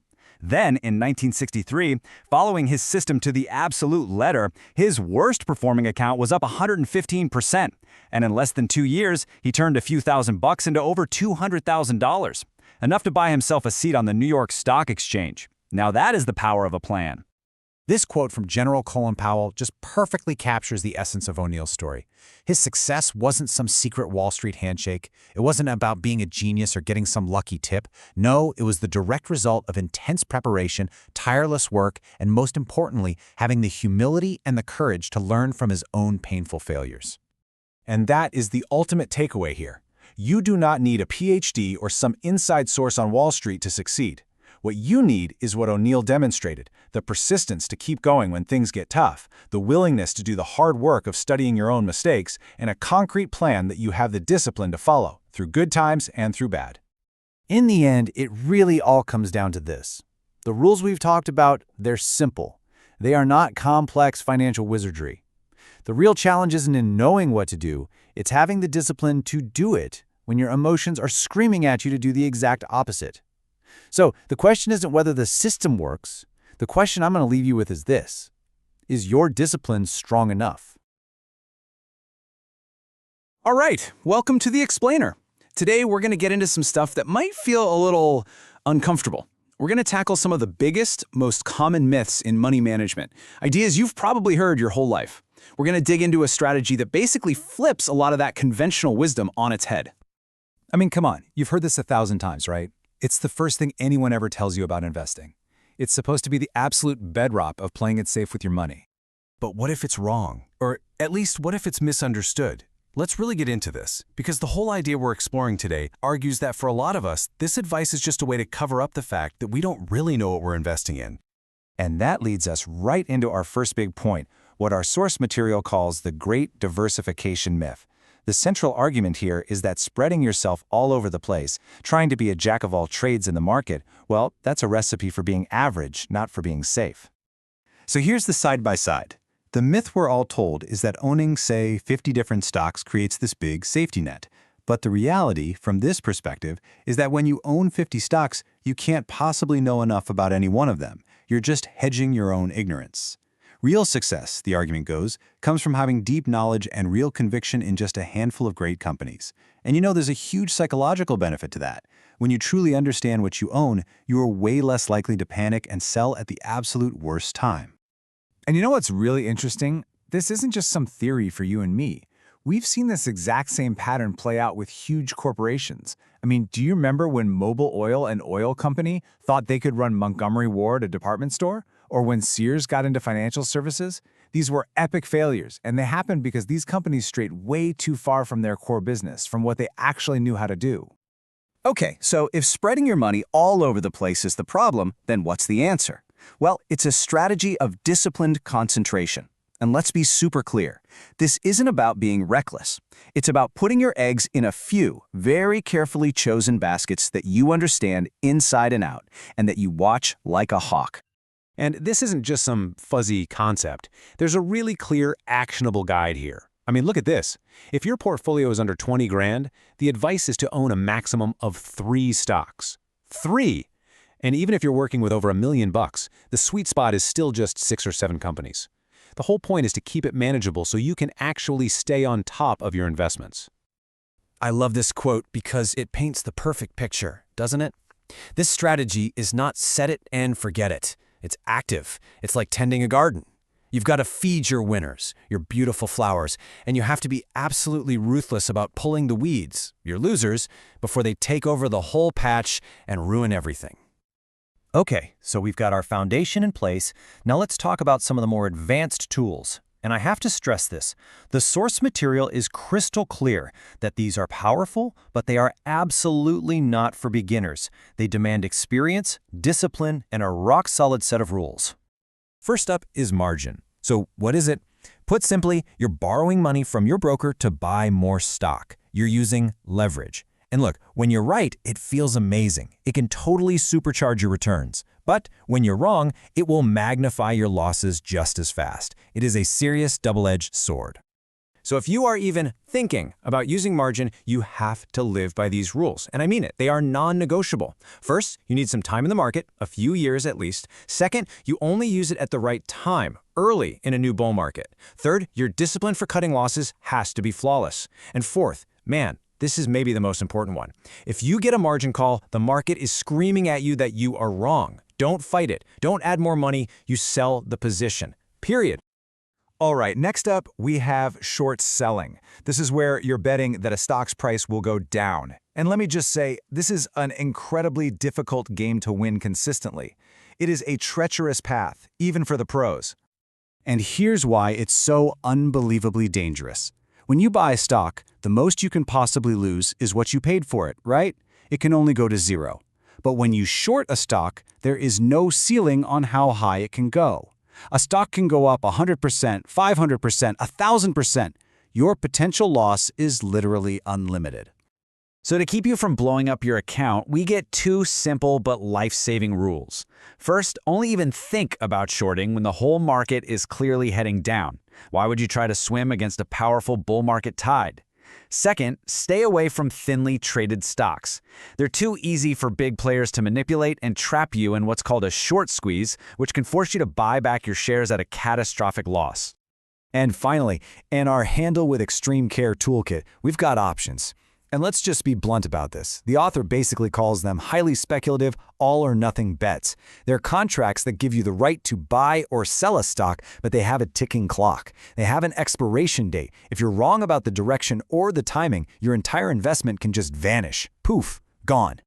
So the message here couldn't be clearer. If you're going to step into this arena, you absolutely must have strict risk management. This is for experienced people only. You have to limit how much of your portfolio you're willing to risk. You need a wider safety net for losses because of the volatility. And this is critical. You buy options on the best of the best stocks, not on cheap, speculative junk. Keep it simple. And that last point about writing naked calls, that's described as not just a bad idea, but even more foolish. Your risk there is unlimited. Just don't do it. Okay, so we've covered the core philosophy and the heavy-duty tools. Now let's just do a quick run-through of all the noise, all the other things that are often just distractions that can get you into trouble. First on the list, IPOs. The logic here is pretty simple, and yeah, a little cynical. The really hot new stocks are all snapped up by the big institutional players. So if your broker is suddenly offering you, a small investor, a big chunk of shares, it's probably a red flag that the big money didn't want it. Next, penny stocks. The author just has no time for this. It's basically dismissed as gambling on junk merchandise. The research shows that the really huge, life-changing stock market winners, they almost never start their big runs from down in the gutter. And how about investing just for dividends? This can be such a dangerous trap. People get lured in by a high dividend yield and think it's safe. But remember 2008? A lot of big, safe bank stocks paying great dividends got wiped out, losing 90% of their value. It would take a lifetime of dividends to make up for a loss like that. And the list goes on. Convertible bonds, chasing merger rumors, trading futures. You see the theme here, right? All this stuff adds layers of complexity and risk, often without any clear benefit for the individual investor. And that last one is key. Never let the tax tail wag the investment dog. Make a smart investment first, then think about the tax implications, not the other way around. So, after tearing down all of these myths, after warning us about all these complex tools, and after dismissing this whole long list of distractions, it all comes back to one simple, incredibly powerful idea. And here it is. This is the whole ballgame. Your success as an investor isn't going to come from some secret formula or a hot tip from a guru. It's going to come from you. It comes from your ability to create a disciplined, written system, your own personal set of rules for when to buy and when to sell, and then having the guts to stick to that plan through thick and thin. And that leaves us with this final question, and it's a tough one. It's a little provocative. It's asking you to take a hard look in the mirror and be honest with yourself about your own process. Because if you don't have a plan, if you don't have rules, then you're not really investing. You're just gambling. And over the long haul, the market is a very, very expensive place to gamble. Something to think about. Have you ever looked at your portfolio, maybe after a rough couple of weeks, and just asked yourself, where did I go wrong? Yeah, we've all been there. So today, we're not just going to list off a bunch of common investor mistakes. No, we're going to build a playbook for success by taking a hard look at the very pitfalls that trip up almost everyone. This is all about turning those potential failures into your absolute greatest strengths. Let's dive in. You know, we're going to start with this really powerful idea from the legendary coach Knut Rockne. He said, build up your weaknesses until they become your strong points. And that right there is the heart of smart investing. See, it's not about finding that one magic stock pick. It's about looking in the mirror, identifying the flawed habits in our own decision-making, and then methodically turning them into disciplined strengths. That's the foundation for everything we're about to talk about. So here's the big mindset shift, the one that changes everything. It is so easy to blame the market, bad luck, a news headline, anything but ourselves for a loss. But real, lasting progress, that only comes from an honest self-assessment. It's about dissecting your own decisions, unlearning the bad habits, and installing a proven system in their place. This, my friends, is the line in the sand between amateur speculation and professional investing. Okay, our first section gets right to it. We're tackling the biggest battlefield in investing, and that's the one that's raging right between your own ears. The costliest mistakes you will ever make probably won't be because of a bad calculation on a spreadsheet. Nope, they'll be driven by these powerful, ancient emotions that are hardwired into us. Fear, greed, hope, and they are constantly at war with making a good, rational decision. This right here is arguably the number one, the biggest, most destructive mistake of them all. So you buy a stock and it dips a little. Your logical brain is screaming, hey, let's cut this thing loose, but then emotion grabs the steering wheel. Hope starts whispering, oh, it'll come back, just give it time. Then your ego chimes in, I can't be wrong about this pick, and so you hold on. And what was a small, manageable little paper cut turns into a catastrophic financial wound. So what's the antidote to this emotional poison? It's a simple, non-negotiable, ironclad rule. I want you to burn this number into your brain. -8%. The moment a stock drops 7% to 8% below what you paid for it, you sell. That's it. No questions asked, no hoping, no exceptions. Look, this isn't about being right or wrong, this is about disciplined survival. This one rule makes sure you live to invest another day. This slide just perfectly captures this bizarre psychological trap. I like to call it the great inversion. Most investors do the exact opposite of what actually works. They'll get a tiny little profit and they snatch it right off the table because they're terrified it's going to disappear. But when a stock is losing money, they hold on for dear life, praying for it to come back. Successful investing means you have to flip that script completely. You cut your losses short and you let your winners run. It's that simple and that hard. And believe me, the mental games don't stop there. People will miss out on absolutely massive gains because they're worried about paying a little bit in taxes. Or they'll miss a stock's huge move because they were trying to save 1/8 of a point, just a few cents, on the purchase price with a limit order. They fall in love with a company and just ignore all the warning signs. And worst of all, without a clear plan, they just freeze up, totally unable to buy or sell. Every single one of these is an emotional reaction, not a strategic decision. All right, so once you start getting a handle on your own psychology, the next big hurdle is to fix your buying strategy. Because even with the best mindset in the world, you can still make these fundamental mechanical errors when it comes to picking what to buy and, just as critically, when to buy it. This question, man, it just says it all. Why try to catch a falling dagger? This is all about the temptation to buy a stock just because its price is going down. It feels like a bargain, right? A sale. But a falling stock is almost always falling for very good reason. I mean, think about the investors who bought Xerox at $34, thinking it was cheap, only to watch it crater down to $6. Or the ones who bought Cisco at 50 after it fell from 82, and they ended up waiting years just to break even. A falling price isn't a discount, it's a huge warning sign. And this one is a close cousin to catching that falling dagger, averaging down. So let's say you buy a stock at $40 and it drops to $30. Buying more to average your cost down, that is a classic amateur mistake. You're just throwing good money after bad. doubling down on a decision that's already proven to be wrong. Professionals, they do the complete opposite. They average up. They add more money to the stocks that are already working, the ones that are going up. They reinforce their successful decisions. Okay, let's tackle a really common misconception. What feels like a better deal to you? Owning 1,000 shares of something cheap or just 100 shares of something that's more expensive? Now, for a lot of people, the gut reaction is to go for more shares. It just feels like you own more, right? But is that really the smarter move? Okay, here's the secret. You have to stop thinking in terms of shares and start thinking in terms of dollars. Your goal isn't to rack up the most shares you can. Your goal is to own the best companies available. And let's be real, in what other part of your life is the cheapest stuff the best stuff? A cheap car? A cheap suit? Never. Quality costs money. And stocks that are trading under $10 or $15 a share, well, they're usually cheap for a very good reason. And this slide right here, this breaks down the hidden math that makes those cheap stocks so incredibly expensive. Just look at the bid-ask spread. For both stocks, the $5 one and the $50 one, it's 25 cents. But now look at the percentage cost. For that $5 stock, you're immediately down 5% just on the transaction cost. You have to make a 5% gain just to get back to even. With the $50 stock, it's only 0.5%. Buying cheap stocks is like starting a race already deep in a hole. All right, let's bust a couple more classic myths that trap so many people. Investors just love to hunt for stocks with high dividends and low PE ratios, thinking they've stumbled onto some hidden bargain. But you know what? Often, the reality is the exact opposite. A company that's paying out a massive dividend might be screaming that it has run out of good ideas for growth. And a stock with a rock-bottom PE ratio is often that cheap because the market already knows it has a terrible track record. These can be value traps, not signs of quality.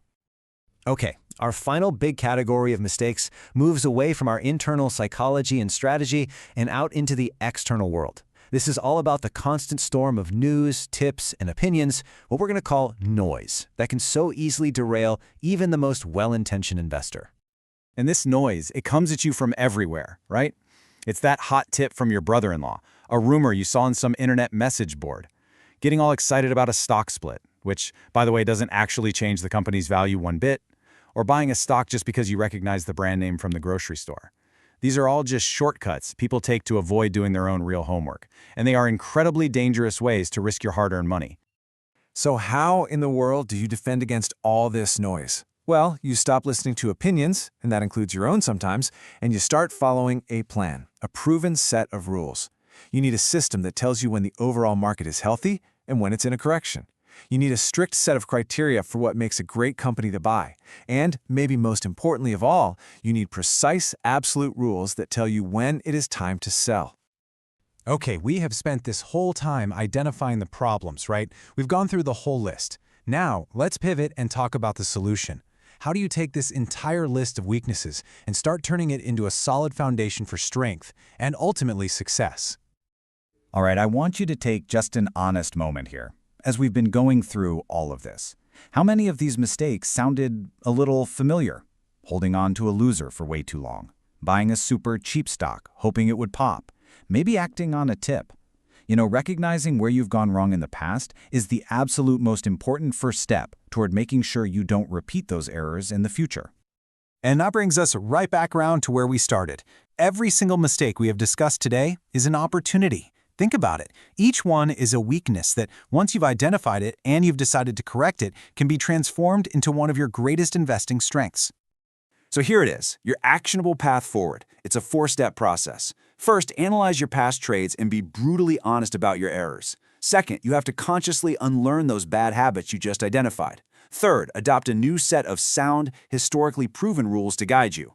And finally, number 4, and this is the hardest part, develop the discipline to execute your plan consistently, every single time, without letting emotion get in the way. So let me just leave you with this one last thought. Successful investing isn't about being some kind of genius, it's about developing the discipline to consistently avoid these classic, costly mistakes. Your biggest weakness isn't a life sentence, it is simply your starting point for improvement. So the only question that really matters now is this: what's the first thing you are going to change? All right, let's get right into it. Today, we're diving deep into a question that I think every single one of us has asked at some point. How in the world do you find those monster winning stocks, before they blast off? Well, I'm here to tell you it's not about getting lucky, it's about knowing what to look for. We're going to go through some proven models, look at real-world examples, and show you that it all comes down to recognizing specific, repeatable patterns. I mean, that's the dream, isn't it? The idea that you could start with just a small amount of money and, just by making some really smart moves, grow it into something life-changing. It sounds almost too good to be true. But is it actually possible? In the real world with real money on the line? It's a fair question, and believe me, we have a pretty fascinating answer for you today. Because we're not going to talk about theories or what-ifs. The proof is in the pudding, as they say. We are going to walk you through the actual, documented history of a tiny little fund that started with less than $1,000. And by following a very disciplined set of rules, it achieved something absolutely incredible. So this isn't just a fun story, it's practically a blueprint. So let's start with that proof. We're about to dive into this amazing 25-year journey that kicked off with what seems like a laughably small amount of cash, but wow, it ended up proving a huge point about what's really possible in the market. Just take a look at that number for a second. $850. That's it. That was the entire starting pot. We're not talking about some big-shot hedge fund or a millionaire's pet project. This is an amount that makes the story so relatable, which, honestly, makes the final outcome that much more powerful. And here's where it all started. Picture this, it's 1961, and a group of classmates at a Harvard management program decide to start a little investment fund, probably just for fun and bragging rights. Each person chipped in just $10. $10! That gave them a grand total of $850. One guy managed the money, and another poor soul got the thankless job of doing the books. It was about as humble a beginning as you can get. Now, as you can see, this was a marathon, not a sprint. This was a 25-year game. The fund gets going in '61, and after a pretty quiet first year, bam, in 1963, it just explodes with a 474% gain. From there, they had to navigate all sorts of different markets, making some huge buys like Dome Petroleum back in '78, and it all led up to the final valuation in 1986. This timeline is just a perfect picture of patience and the magic of compounding. And here it is, the result of all that patience. After 25 years, and this is after all taxes were paid, that little $850 pot had grown to over $51,000. Do the math on that. It's a nearly 50-fold gain, from less than $1,000 to over $50,000. This is the proof, right here, that you can absolutely start small and still win this game if you just stick to sound methods over the long haul. Okay, so that obviously begs the question, how on earth did they do it? This clearly wasn't just luck. There was a system. There was a set of principles they followed religiously. So let's get into it and break down the actual rules of the game that made all of this possible. Now really pay attention to this, because this right here is the absolute heart of the entire strategy. The secret wasn't being right all the time. In fact, the PMD fund had just about as many losing trades as it did winning ones. The key, the crucial difference, was the size of those trades. Their average winner was about 20%, while their average loser was strictly, and I mean strictly, limited to just 7%. It's that simple imbalance, making way more on your winners than you give back on your losers, that fuels all the success. So how did they get that amazing profit-to-loss ratio? Well, it came down to 3 core tactics. First, and this is non-negotiable, you cut your losses early and strictly. That 7% average loss was no accident. It was hardcore discipline. Second, they didn't spread their money all over the place. Nope, they concentrated that small account in just 1 or 2 of their absolute best ideas at a time. This is how you really maximize your gains. And third, if a stock was working, they bought more of it. They made follow-up buys as the price moved higher, really pressing their advantage. And here's a tough lesson that so many of us, myself included, learn the hard way. No stock, no matter how great, goes up forever. A huge part of any winning strategy is knowing when to sell, even if it's your favorite stock in the world. And the story of one of the fund's biggest winners, Dome Petroleum, is the perfect, and maybe a little scary, example of this. So the fund bought Dome Petroleum and rode it all the way up for a fantastic profit, and they sold it near its peak right around $98 a share. But just look at what happened after they got out. The stock didn't just have a small correction, it completely fell apart, eventually crashing to less than $2 a share. If they had held on, it would have wiped out every single penny of profit and then some. This is a brutal but absolutely essential reminder. You have to have a sell plan for every single stock you own, no exceptions. But then there's the other side of the coin. What if you sell too early? This quote right here reveals a truly professional mindset. The fund sold a stock called Pick and Save at 15 bucks, but the stock just kept getting stronger. So what did they do? They swallowed their pride, admitted they made a mistake, and bought it back at $18 and $19 a share, a higher price. And guess what? It was the right move, and it led to another huge gain. The lesson is simple. Your ego is your worst enemy. You have to be willing to get back into a winner, even if it costs you more to do it. So, the PMD fund is this incredible long-term case study. But can this system actually work under pressure? You know, when the heat is on? And can other people learn it and replicate that success? Well, let's take a look at how these exact same principles held up in the intense, high-stakes world of investment championships. This is the story of a guy named Lee Freestone. At just 24 years old, he enters the U.S. Investing Championship. And this is a competition with real money, not some fantasy league. In 1991, using this exact system, he puts up a 279% return and comes in second place. So what does he do the next year? He does it again. A 120% return and again, second place. This proves it wasn't a fluke. It shows that this is a system that is repeatable, it's learnable, and yeah, it's definitely battle-tested. And that brings us to the million-dollar question, right? It's awesome to know the rules for managing your trades and to see these stories of past success. But how do you find the next big winner? How do you actually spot these potential superstocks before they make their explosive moves? Well, the answer is you have to learn to read the charts. The source material calls them pictures of profit. These specific price patterns that show up time and time again in the biggest winning stocks right before they take off. So let's break down the key visual setups that you need to burn into your brain. First up, we've got the absolute classic, the cup with handle. Here's how it works. A stock has a nice run up, then it pulls back and forms this nice rounded bottom, which looks like a cup. Then, right as it's getting back near its old high price, it'll drift sideways or down just a little bit on really light trading volume. That's the handle. That quiet little handle is often the last chance to get in before a powerful breakout to new highs. Now, very similar to that is the cup without handle. And just like the name says, you get that same rounded cup shape, but the stock is just so strong, so in demand, that it doesn't even pause to form that little handle. It just plows right through its old high, usually on a huge surge in volume, which tells you buyers are tripping over themselves to get in. Next up, the double bottom. Just think of the letter W. The stock price drops, it rallies a bit, then it drops again to a similar low point, and then it starts its real climb. That second dip tests the first low, and when it holds, it proves there's solid buying support down there. The big breakout, the major move, usually happens when the price pushes past that peak in the middle of the W. You know, sometimes after a stock has had a really strong run, it doesn't pull back very much. Instead, it just kind of digests its gains by moving sideways in a very tight, very orderly price range. That's a flat base. It's like a sprinter taking a quick breather before the next dash. This quiet, calm period can be a sign of enormous underlying strength just coiling up for its next big move. And finally, we've got the base on base. This is what you see in the truly legendary market winners. A stock will form one of these patterns, let's say a cup with handle, and then it breaks out.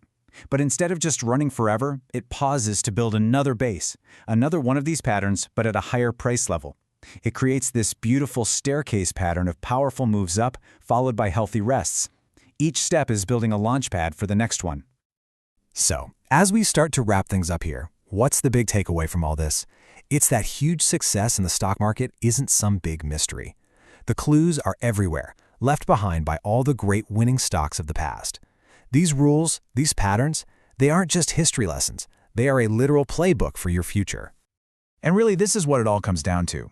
You've seen the proof that you can start small and end up with something big. You've learned the critical rules of cutting your losses short and letting your winners ride. And now you've seen the very pictures, the chart patterns, that the greatest stocks form right before they make their big move. This isn't just a theory. It's a playbook that works over and over and over again. So the only real question left is the one right there on your screen. Will you put in the time to learn how to read it? Thanks for joining me today. You know, we're always told that winning in the market is all about finding that one special company, right? That needle in the haystack. But what if that's completely the wrong way to look at it? What if the real secret isn't about finding the right needle, but about choosing the right haystack in the first place? Today, we are diving deep into the powerful, often overlooked force that truly drives the market's biggest winners, the industry group that a stock belongs to. Okay, let's just start with a number that should absolutely stop you in your tracks, 49%. Research shows that nearly half of a stock's price movement has basically nothing to do with its brilliant CEO or its latest earnings surprise. Nope, almost half of its move is driven by the strength of its industry. Think about that for a second. Almost half. That is just a staggering figure to ignore. So that brings up a really crucial question for any investor, doesn't it? If you're not paying attention to the group a stock is in, what are you missing out on?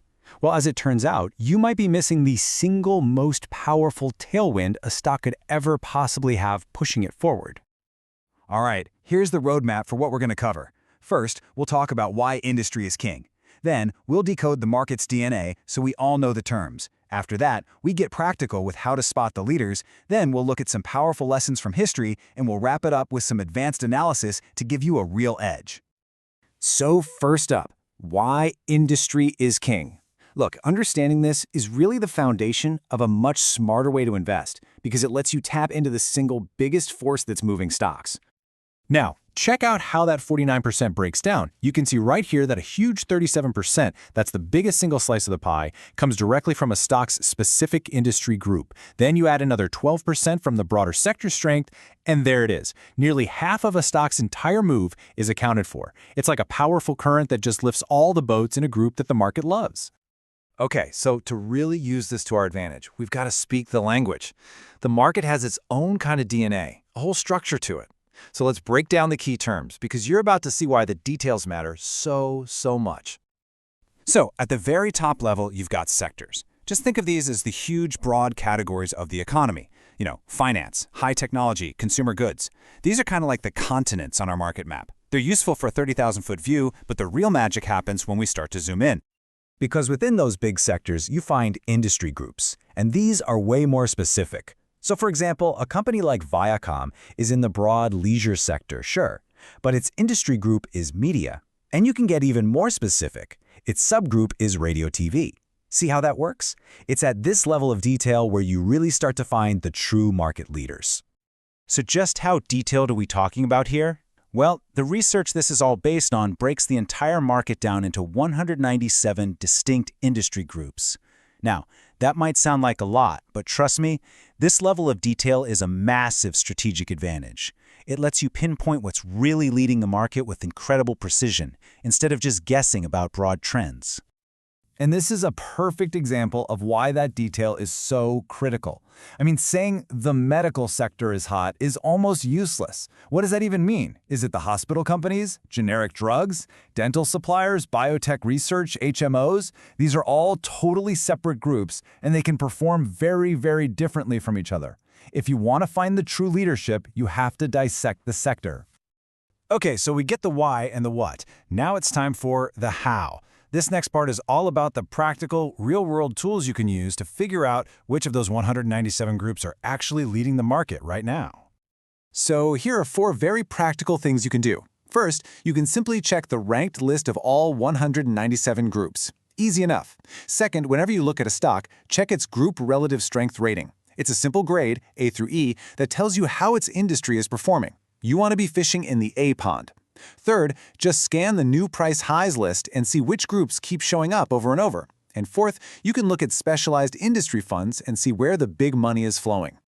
And look, if you just want a simple, powerful rule of thumb, it doesn't get much clearer than this. The data is overwhelming. To increase your odds, concentrate on the top 20 groups and just avoid the bottom 20. It's that simple.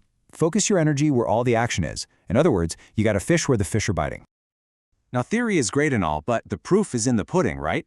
So let's take a look at some real-world examples from market history that show just how incredibly powerful this principle has been in the past. Okay, check this out. The building boom of the early 70s. The obvious play, over there on the left, was the big established building companies. But you know what? They went nowhere. The real winners on the right were in a newer, much more specific subgroup, mobile homes. A company like Skyline Corporation put on an absolutely breathtaking performance, while all the safe plays were just left in the dust. And you see the same story play out again during the dawn of the personal computer era. Everybody knew computers were the future. But the big money wasn't made in the giant mainframe companies like IBM. No way. It was in the new emerging subdivisions, The mini-computers, the software companies.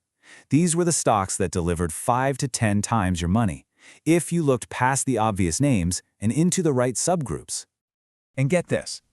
This is a piece of data you really need to let sink in. Historically, only 1 out of every 8 leading stocks from a previous bull market will manage to become a leader again in the next one. 1 in 8. That means 7 out of 8 are replaced. And that is why you must always be looking for the new leaders in the new emerging industry groups. All right, for our last section, let's go one level deeper. We're going to cover a few more sophisticated ideas that can help you not only spot the next big thing, but also recognize some critical warning signs before everybody else does. First up is something called the follow-on effect. This is just a cool way of saying that a huge breakthrough in one industry can create a boom for a totally related industry a little further down the line. The classic example? The invention of the jet airplane made airline stocks soar. And then, a few years later, all those people flying around created a huge demand for hotel rooms, which sparked a massive bull market in hotel stocks.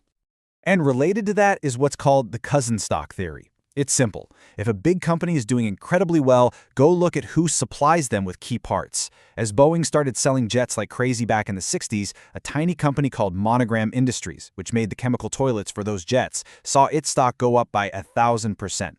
1,000% on toilets! Sometimes the best play isn't the giant, it's their crucial, lesser-known supplier. Okay, but this works in reverse too. And this is one of the most important sell signals you will ever learn. It's called the washover effect. This happens when you see 1 or 2 of the key stocks in a leading group start to break down and fall apart. That weakness will almost always wash over and pull down the rest of the stocks in that group, even the ones that still look perfectly strong. And this is just a perfect illustration of that point. In early 1973, other stocks in the building group were already showing major weakness, but this one mortgage insurer, MGIC, looked indestructible. Every single analyst on Wall Street loved it. But the group was deteriorating. The market was sending a huge warning signal. And sure enough, despite all the glowing reports, MGIC collapsed right along with the rest of its group. The group told the real story. So, to bring this all home, what are the big takeaways here? First, just burn this into your brain. Nearly half of a stock's performance is tied to its group. Second, focus your time and capital on the top-ranked leading industry groups. Don't waste time anywhere else. Third, as history clearly shows, the really life-changing winners are found when you drill down to that specific subgroup level. And finally, use group weakness as your critical early warning signal to sell, even if your favorite stock in that group still looks good on paper. So I'll leave you with this thought. The market is basically a storytelling machine. It's constantly sending signals about which new technologies, which new ideas are going to shape our future. The leadership is always shifting, always moving on.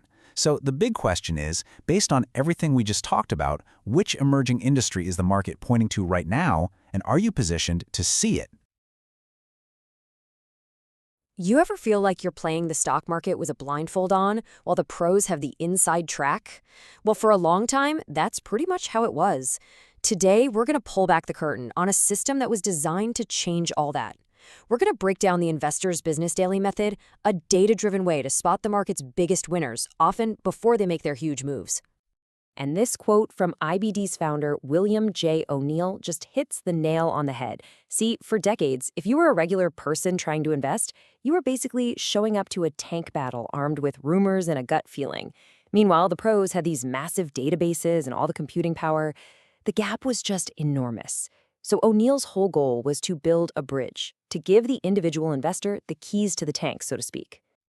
All right, so here's our game plan. First, we'll talk about the big problem most investors face. Then we'll dive into the secret sauce, the Smart Select ratings. After that, we'll see what really makes IBD different, show you how to put it all into practice, and then wrap it all up with the one big thing you need to remember. Sound good? Let's get into it. Okay, section 1. Let's start with the core of the problem, right? For way too many people, investing is all about opinions, stories, and a whole lot of emotion. You hear a hot tip from a friend, you read some exciting news story, and you cross your fingers and hope for the best. But let's be real. Hope is not an investment strategy. It's a surefire recipe for a lot of sleepless nights. And you can see the difference right here. Look at the 2 columns. The old way? It's all reactive. You're chasing tips, listening to rumors, acting on emotion. The IBD way? It's a total 180. It's about looking at what has actually worked, based on 100 years of market data. It replaces that guesswork with a real system. It's about moving from hoping to having a plan. So let's just tackle one of the biggest sacred cows in investing, the PE ratio. Everyone talks about it, but here's what IBD's research uncovered. If you're trying to find the next huge winner, the PE ratio is, well, it's pretty much useless. In fact, it's worse than useless, because it would have made you miss almost every massive winning stock. Why? Because the best growth stocks always look expensive right before they take off. It's like trying to drive a car forward by only looking in the rearview mirror. So if the old metrics like PE are broken, what do we use instead? Well, this brings us to the real engine of the whole system, the Smart Select ratings. Think of these as a set of incredibly powerful X-ray goggles. They were designed by studying every great winning stock of the last century to figure out what they all had in common before they made their big run. This is where we go from theory to real, hard data.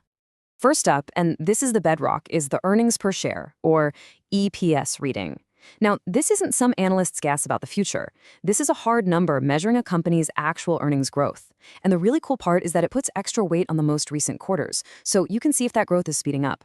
A rating of 99 means that company's earnings are better than 99% of all other companies out there. It's pure performance. So what do you do with that number? It's really simple. You're looking for an 80 or higher. That's it. That's the bar. By just applying that one filter, you instantly get rid of about 80% of the junk out there. You immediately start focusing your valuable time on the truly elite companies, the ones that are actually growing. All right, next up is the Relative Price Strength Rating, or RS. Now, this one can feel a little weird at first because we're all taught to buy low. But the RS rating doesn't care if a stock is cheap. It asks one simple, brutal question. Over the last year, has this stock been a leader or a laggard compared to everything else? An RS of 95 means it has outperformed 95% of all other stocks. Simple as that. And get this is the real mind blower. When they studied all the biggest stock market winners in history, they found that they were already leaders before their monster moves. The average RS rating was 87. These weren't some beaten down stocks in the bargain bin. They were already strong and getting stronger. This forces you to stop looking for fixer-uppers and start focusing on the champions.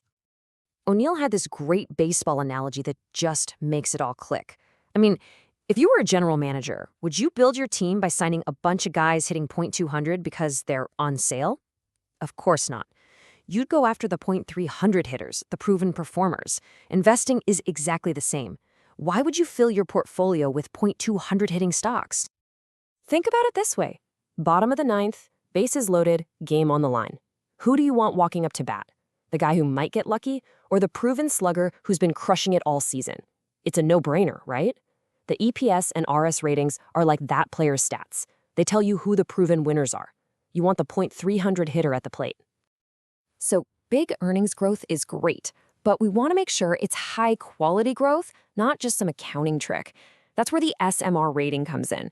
Think of it as a quality control check. It looks under the hood at three things: sales, profit margins, and return on equity. In other words, is this company genuinely healthy and efficient? And the rule here is, again, dead simple. You're looking for companies with an A or a B rating. Just stick to those. This is your safeguard. It helps you steer clear of those companies that might look good on the surface, but are actually built on a shaky foundation. Okay, here's a simple truth about the stock market. You and I don't move prices. The big guys do. The mutual funds, the pension funds, the hedge funds, they are the ones with the firepower to send a stock into orbit. So wouldn't it be awesome if you could see what they were doing? Well, that's exactly what the accumulation/distribution rating is. It's like a secret camera watching their every move. And the scale is super easy to read. An A or a B means the big institutions are buying. That's the wind at your back. It's confirmation that the smart money is on your side. On the flip side, if you see a D or an E, that is a major red flag. It means the pros are quietly heading for the exits, and you probably don't want to be the one left holding the bag. Now, I know what you're thinking. That's a lot of ratings to keep track of. And that's why IBD created the composite rating. You can think of it as the ultimate at-a-glance score. It rolls up all the key ratings we've talked about into one simple number, from 1 to 99.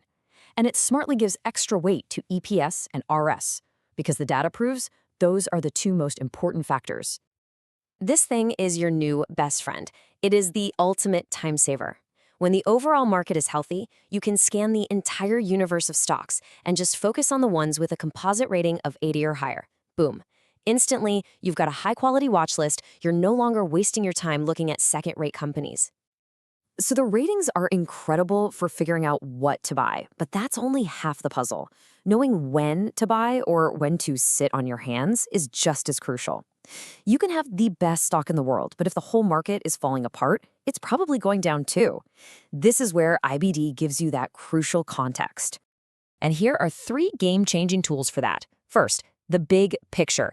This tells you if the overall market is in a healthy uptrend or a risky downtrend. Super important, since 3 out of 4 stocks just follow the market. Second, the industry group rankings. You want to fish where the fish are biting, and this tells you which industries are hot. And third, volume percent change. This is your alert system for when the big guys are making a move. Okay, we've covered a ton of ground. We've got the theory, we've got the tools, but how do you actually use this stuff day in and day out? Because knowledge is great, but if you don't have a system, it's just trivia. The last piece is building a simple, repeatable routine. And here's what that can look like. It doesn't need to take hours. Step 1, every single day, no exceptions, check the market direction. Is it a green light or a red light? If it's green, you move to step 2. Find some fresh ideas using the screens. Step 3, you do your homework. You dig into those ideas using the ratings and charts. And finally, step 4, you keep close track of what you own and what you're watching. This is it. This is how you go from being a gambler to being the CEO of your own portfolio. So let's wrap this all up. What's the big idea we've been talking about? We've laid out a complete blueprint for replacing the old, broken way of investing with a process that's based on data, not drama. The entire goal is to get you out of the cycle of fear and greed and into a state of discipline and clarity. Look, at the end of the day, it all boils down to this. The tools that were once only available to the Wall Street elite are now at your fingertips. This isn't some get-rich-quick scheme. It's a proven method refined over decades. So the final question is for you. When you think about your financial future, are you just hoping for the best, or are you ready to actually use a plan? Welcome to The Explainer. You know that feeling, right? You're glued to the screen, watching the market jump up and down, and every fiber of your being is telling you to do something. Well, today we're digging into a chapter from a classic investing text that tackles that exact impulse. It lays out a system for how to watch the market without letting your emotions get the best of you. Let's see what it has to say.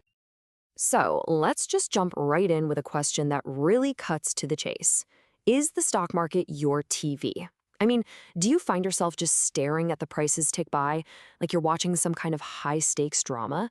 Because the source we're looking at today says that's one of the biggest, most common traps an investor can fall into. And this quote here, it tells you exactly why it's so dangerous. The author says that watching every little move puts you on this emotional roller coaster. You get swept up in the crowd's excitement or its panic. And here's the crucial lesson from the book. In the market, the majority is very often wrong. When everybody thinks something is a sure bet, that's usually the moment you should be the most cautious. And that brings us right to our first big idea, the emotional trading trap. To really succeed, the book argues, you have to learn how to fight that impulse to act based on what you're feeling in the heat of the moment. And that's the exact trap that ticker tape watching sets for us. This image is just a perfect metaphor for the author's whole point here. Think about it. By the time a stock's story is so good that it seems like a no-brainer to literally everyone, what does that really mean? It means almost everyone who is going to buy it already has. The pool of new buyers is drying up. And according to this book, that's often the exact moment a stock runs out of steam and has nowhere to go but down. Okay, so if you can't trust the buzz from the crowd, and you can't even trust your own gut reaction in the moment, what are you supposed to do? Well, the source doesn't just leave you hanging. It proposes a clear, methodical, and unemotional system to cut through all that noise. And here it is, the author's 4-step filter. Let's break it down. So step 1, some stock's activity catches your eye. But instead of jumping on it, you stop. You take a breath. Step 2, you pull up a weekly chart. You zoom out to get the big picture. Is this stock just breaking out from a solid foundation, or is it already way up there? That's step 3. If it looks like you've already missed the big move, the system says you just walk away. But if the timing looks good, and only if it looks good, then you get to step 4. That's when you roll up your sleeves and do the real homework, the deep fundamental analysis, like the Can Slim rules the book talks about. The author then suggests an even more proactive way to operate. Instead of just reacting to whatever the market throws at you each day, you build a shopping list. The idea is you do your homework over the weekend. You find the stocks that meet all your strict technical and fundamental rules. You figure out the exact price where you think it's a buy. And then you just wait. You let the market come to you. You've turned investing from a reactive, emotional gamble into a disciplined, patient hunt for opportunities you've already vetted. And having a disciplined system means you're relying on your own hard work, not on hot tips and rumors. The author drives this point home with a fantastic quote from the legendary investor Bernard Baruch. The thinking is, by the time a stock tip makes it to your barber or a waiter, it's not a secret anymore. It's just noise. Real opportunities are found in facts and your own research, not in gossip. Okay, so we've got a system for the stocks themselves, but what about all the news that sends those stocks flying up or down? The next part of the book argues that learning to read the news correctly is a whole skill in itself, and the way to do it? Well, it might surprise you. Now this is one of those ideas that can feel completely backward at first. The author argues that it's not the news itself that matters most, it's how the market reacts to the news. Look at the slide. If some horrible economic data comes out and the market basically just yawns and shrugs it off, that's actually a huge sign of underlying strength. But flip that around. If some fantastic, blowout news is released and the market can barely even rally, that's a major red flag that things are weak under the surface. And this gets into the principle of old news. The idea is that by the time a company officially puts out its earnings report, for example, the professional investors have already done their homework. They've anticipated it, the news is already priced in or discounted by the market. That's exactly why you can see a stock sometimes go up after a terrible report finally comes out. The uncertainty is over, and the worst was already expected. So this brings us to a much more complex and, a more controversial part of the book. The author makes the case that to properly interpret the news, you have to be able to critically analyze the source of that news, the national media itself. The author's argument, which you see right here in this quote, is that to be a successful investor, you have to develop a really sophisticated level of media literacy. He's not just talking about spotting obvious fake news. He's talking about learning to separate the hard, objective facts from what he describes as the personal opinions and inherent biases that can drive the narrative at major news organizations. For him, this is a non-negotiable skill. And to support this viewpoint, the book doesn't just make assertions. It actually references several different studies and analyses from a variety of sources spanning a number of years. These are all presented in the text as evidence to support the claim that a particular viewpoint tends to be prevalent in the media landscape. For example, one of the specific pieces of data the author cites is this poll from the Freedom Forum. It showed that among Washington reporters and bureau chiefs who were surveyed back in 1992, 89% of them said they voted for Bill Clinton, compared to 7% for George H.W. Bush. The author uses this data point to illustrate his argument about the political leanings within the media establishment during that era. So for the author, this all leads to one critical conclusion. In his view, the biggest bias isn't necessarily the spin put on a story, it's the editorial decisions about which relevant stories and which facts don't get covered at all, perhaps because they don't quite fit the preferred narrative. Then, the author pulls the camera way, way back. He argues that to truly understand what the market is doing today, you can't just look at today's news cycle. You have to look for the echoes of history. You have to look for the patterns that have played out time and time again. And to make this point, the book shows this really striking chart overlay. It puts the Dow Jones from the 1920s and 30s right on top of the NASDAQ from 70 years later. And just look at it, the patterns, the bubble, the crash, the recovery, they're almost eerily similar. So why on earth would two different markets, separated by a whole lifetime, behave in such a similar way? Well, the author's answer is incredibly simple. Human nature. It just doesn't change. Markets at the end of the day are driven by us, by people, by our collective hope, fear, greed, and ego. Those things are timeless. And based on this idea of historical parallels, the author made a really dramatic call at the time this edition of the book was written. He said the market at that moment wasn't like 1929, standing on the cliff of a great crash. He argued it was more analogous to 1938, a very, very different and much more ominous moment in history. So what does he mean when he says, like 1938? Well, he's drawing a parallel to a time of immense and rising global tension. In 1938, you had Nazi Germany growing in power, you had Western powers trying a policy of appeasement, and you had warnings from people like Churchill being largely ignored. The world was, without fully realizing it, on the brink of a massive global conflict. The author's point is that investors have to be students of this larger geopolitical context. So after all this, after going from staring at a single stock price to analyzing the news to thinking about these huge sweeps of history, where does that leave us? What's the real edge for an informed investor? The author includes a piece from an editorial by Thomas Sowell that features this incredibly powerful quote from the writer Theodore Dalrymple. It's just a stark warning against becoming complacent, against what he calls mental flabbiness, a failure to think critically and rigorously. The message here is that assuming we're somehow immune to the harsh lessons of history is a really dangerous kind of arrogance. And so, this text leaves us with a really powerful challenge. It seems the author's ultimate point is that real investing discipline is so much more than just a set of rules for buying and selling. It's about the much harder, lifelong work of building your own rigorous, independent, and historically informed worldview. So as the slide asks, in this age of nonstop information, how will you build your own perspective? Thanks for joining me on The Explainer. Hello there and welcome. Today we are going to tackle a huge question, maybe the question: how do you actually become a millionaire? And look, this isn't about some flashy stock tip or some get-rich-quick nonsense. We are going to break down a real, proven strategy using a tool that's available to pretty much everyone: mutual funds. So let's get right to it. So let's start with this. Is there an easy way? Well, if easy means you don't have to be some Wall Street genius glued to a screen all day, then yeah, the answer is absolutely yes. But it does require one little thing that a lot of people struggle with, and that's patience. The strategy we're talking about today, it's not a sprint. It is a full-blown marathon. It's all about playing the long game. So here's the game plan for today. We'll start with the mindset, what I'm calling the millionaire's path. Then we'll get into our vehicle for this journey, mutual funds, and the engine that makes it all go, the magic of compounding. We'll also cover how to handle those inevitable storms, the big mistakes you've got to avoid, and finally, how to pick the right fund to get yourself started. Okay, let's dive into our first big idea. Before we even think about what to buy, we have to talk about how to think. And the bedrock idea, the one thing that really separates the successful folks from everyone else, is the power of good old-fashioned patience.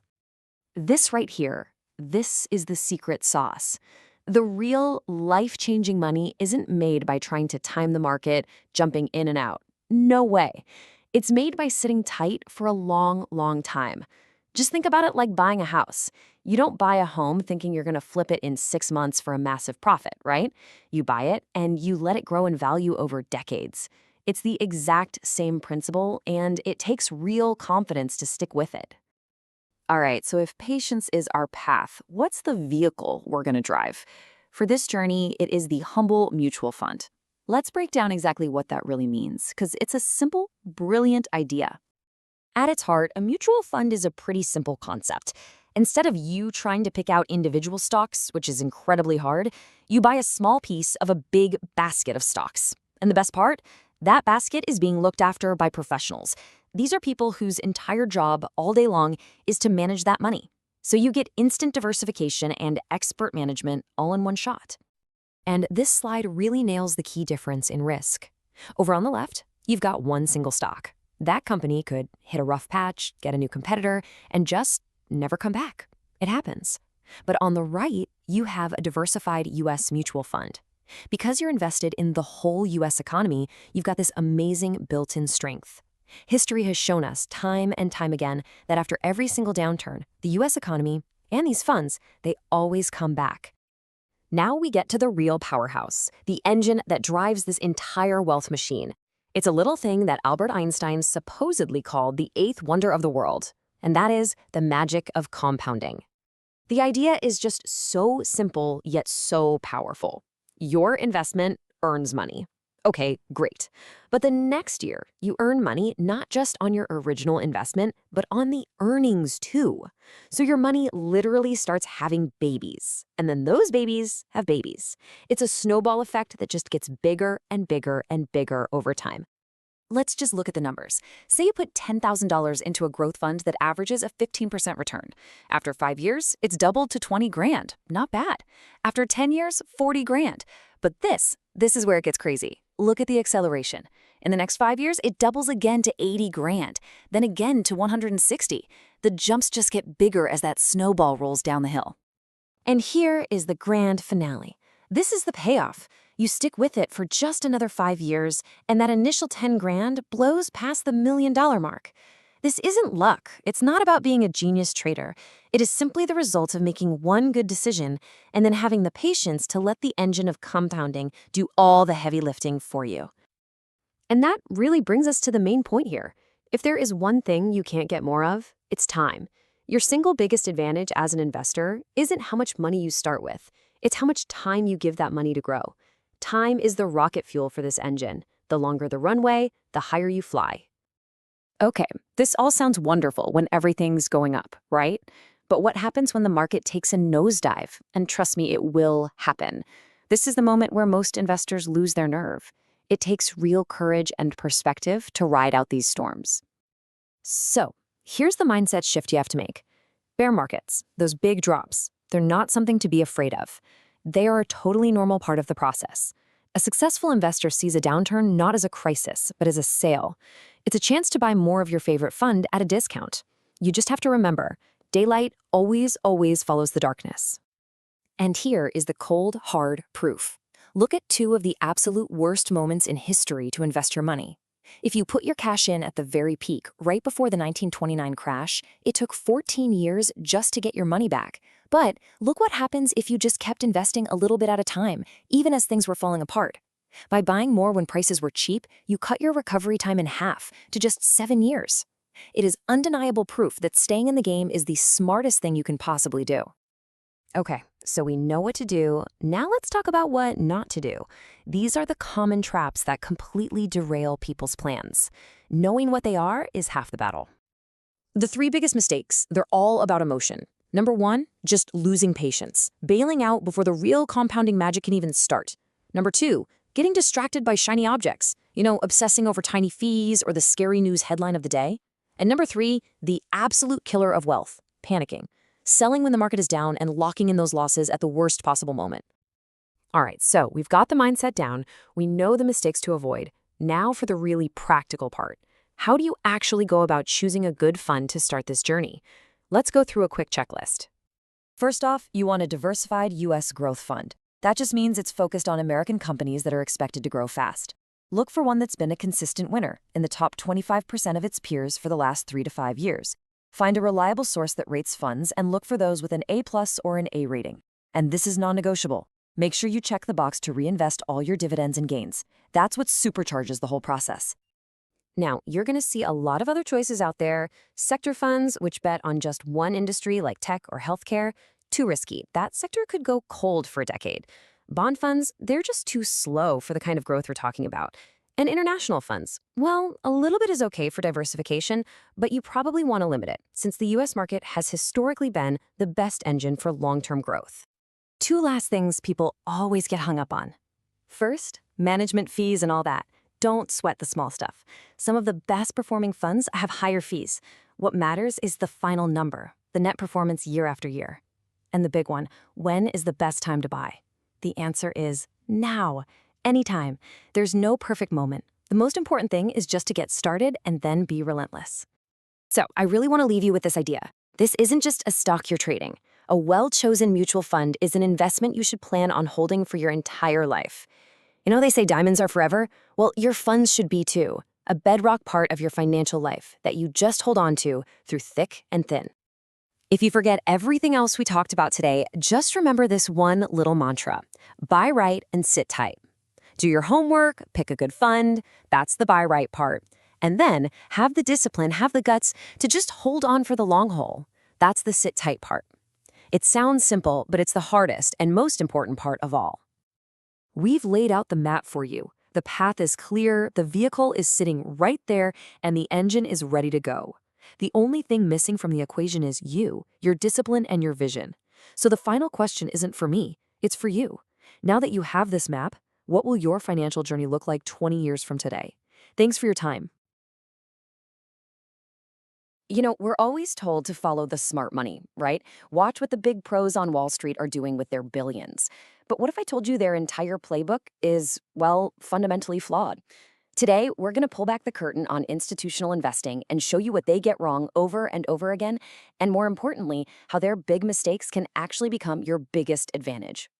So let's just ask the big question right up front. Who is really in the driver's seat of the stock market? It's not the day traders you see on social media, that's for sure. It's not even the talking heads on TV. No, the real power, it lies with a handful of absolute giants. We're talking about the institutional money managers, the mutual funds, the pension funds, the banks. They aren't just moving billions, they are moving trillions of dollars. And that's exactly why we need to understand them. This quote here really hits the nail on the head. These managers, they account for the majority of important price moves. Think about that. They are the whales in the ocean. Their buying and selling is what creates the massive waves, the big trends that we all see. So if you ever wonder why a stock is suddenly taking off like a rocket, you can bet you'll find their footprints all over it. All right, so let's dig in and get a feel for just how dominant these players really are. First up, the market's real movers. If you're familiar with the CAN-SLIM investing system, you know it's a powerful method for finding top-tier growth stocks. Well, the I in CAN-SLIM, that stands for institutional sponsorship. And there's a reason it's a non-negotiable part of the formula. For a stock to make one of those explosive, life-changing moves, it absolutely needs the heavy buying power of these big funds. They provide the rocket fuel, that enormous volume that takes a stock from just drifting along to absolutely launching into orbit. And just look at how the entire foundation of the market has shifted over time. If you go back to 1929, it was basically the Wild West. You had the general public speculating, gambling with 90% borrowed money. It was a house of cards, incredibly fragile. Fast forward to today, and it's a totally different game. It's dominated by these institutions buying with 100% cash. Now, that does create a much sounder foundation, but as we're about to see, sounder does not mean perfect, not by a long shot. And here's the great paradox. Despite all that cash, all that power, the world of institutional investing is absolutely riddled with deep systemic weaknesses. And that brings us to our next section, where it gets really interesting. Institutional investing's big flaws. Now, a lot of people think they know the problem. They say, well, their biggest handicap is just their massive size, right? You know, the old saying about trying to turn a battleship in a bathtub. And sure, being that big is definitely an obstacle. You can't just buy or sell $1 billion worth of a stock without making huge waves. But here's the thing. That's not the core of the problem. It's not even close. Because the real problem, it isn't the size of a ship. It's the captain's outdated maps. The deep-seated issue here is their thinking. It's the old philosophies, the rigid rules, and the fundamentally flawed methods they use. These things create enormous blind spots that just kill their performance. And this chart illustrates that perfectly. Just look at the philosophical choice between growth and value investing. The historical data over many, many business cycles is crystal clear. The top growth investors, they're averaging 25 to 30% a year. Now look at the top value investors, the philosophy that absolutely dominates the institutional world. They're averaging just 15 to 20%. I mean, come on, that's a massive performance gap. It comes directly from choosing a strategy that the data proves, time and again, produces lower returns. Which leads to the obvious question, right? You've got to be asking yourself, if the data is so clear, why on earth would all these incredibly smart, highly paid professionals keep sticking with methods that leave so much money on the table? It seems kind of crazy. Well, the answer, it's baked right into the very structure of their system. Let's just run through some of these handicaps. First, you've got decision by committee. We all know how that goes, right? It's slow, it's bureaucratic, and the final decision is usually watered down and mediocre. Then you have these just ancient rules, like a flat-out refusal to buy any stock that doesn't pay a dividend. Think about that. That one rule would have disqualified nearly every great technology company of the last 30 years. Then there's an obsession with low PE ratios, which is a surefire way to miss the fastest-growing market leaders. Oh, and bottom fishing, this terrible habit of buying stocks that are collapsing, just hoping they turn around. And the whole thing is wrapped up in what's called the prudent man rule, which is just a fancy legal term that basically encourages them to play it safe to avoid lawsuits, not to actually maximize returns for their clients. So, okay, on top of all these flawed internal rules, they also rely on an external system for advice, a system that's just as broken, if not more so. So let's move on and talk about the Wall Street analyst myth. And there's really no better case study for this than the tech bubble collapse back in 2000. The market peaked in March and just began to absolutely crater. But check out this timeline. By October, A full 7 months into a devastating bear market, a major Wall Street firm was running full-page newspaper ads calling it one of the 10 best times to own stocks. Can you believe that? They were telling people to buy, all the way down as stocks were just getting vaporized. The so-called experts were completely out of touch with reality. And if you think maybe that was just one bad call, get this. By the end of 2000, after a brutal 9-month collapse, the New York Times reported this staggering fact. Out of 8,000 analyst recommendations on S&P 500 stocks, a measly 29 of them were sells. 29! That's less than half of 1%. That isn't research. That's a complete systemic failure to protect anyone. So why does it fail so spectacularly? Well, first off, massive conflicts of interest. An analyst's firm wants investment banking business from the companies they're supposed to be analyzing. You can't slap a sell rating on a company and then go ask them for millions in banking fees. It's just bad for business. Second, the whole expert model is flawed. They'll hire a chemist to be a chemical analyst, but knowing about chemistry is not the same thing as knowing what makes a stock price go up or down. And finally, back in 2000, you had a whole generation of analysts who had only ever seen a bull market. They simply had no experience, no framework for understanding that a disaster was happening right in front of them. Okay, so we've pretty clearly established the problem. You've got outdated thinking on the inside and conflicted, broken advice coming from the outside. So what's the answer? Well, this brings us to the solution, and it's powerful because it's so simple. It's all about a data-driven approach. Let me tell you a fantastic little story to illustrate this. Back in 1977, there was a small company called Pick and Save. Its fundamentals were incredible. Great earnings, high return on equity, a real gem. But the big institutions, they wouldn't touch it with a 10-foot pole. Why? Because of one of their rigid rules. The stock only traded about 500 shares a day, so their rulebook said it was too illiquid. They literally couldn't see the forest for the trees. But what if you ignored their silly groupthink? What if, instead, you just looked at the objective data and historical precedent? What if you built models based on what past big winners, like Kmart, looked like in their early days? Well, the potential was obvious. And the result, for the people who bought based on the facts, not the rules? A 10-fold gain, a 10-bagger, simply by trusting the data. And that wasn't a fluke. Here's another one. Tandy Corp, back in 1967. Same exact story. The institutions passed on it. Their reasons this time? 1, it didn't pay a dividend. There's that bad rule again. And 2, they dismissed the brilliant CEO, Charles Tandy, as just a promoter. They were relying on subjective opinions and gossip instead of the incredible financial results and sales growth that were plain as day in the numbers. And of course, you know what happened. It was only after Tandy's stock had already tripled that all the Wall Street analysts suddenly started calling it an undervalued situation. It just perfectly captures the irony in this quote, doesn't it? It seems like Wall Street only recognizes a great company long after the biggest, easiest gains are already in the rearview mirror. They're always late to the party. So the alternative, the method that actually works, is one that rejects all of that noise. You throw out the opinions, the stories, the conflicted analyst reports. Instead, you build your entire approach on a foundation of cold, hard facts, a massive database of over 100 years of market history. You study every single great winning stock of the past. You identify their common traits, their winning characteristics, and you build models based on what has been proven to work, not on someone's guess. So what does all of this mean for you?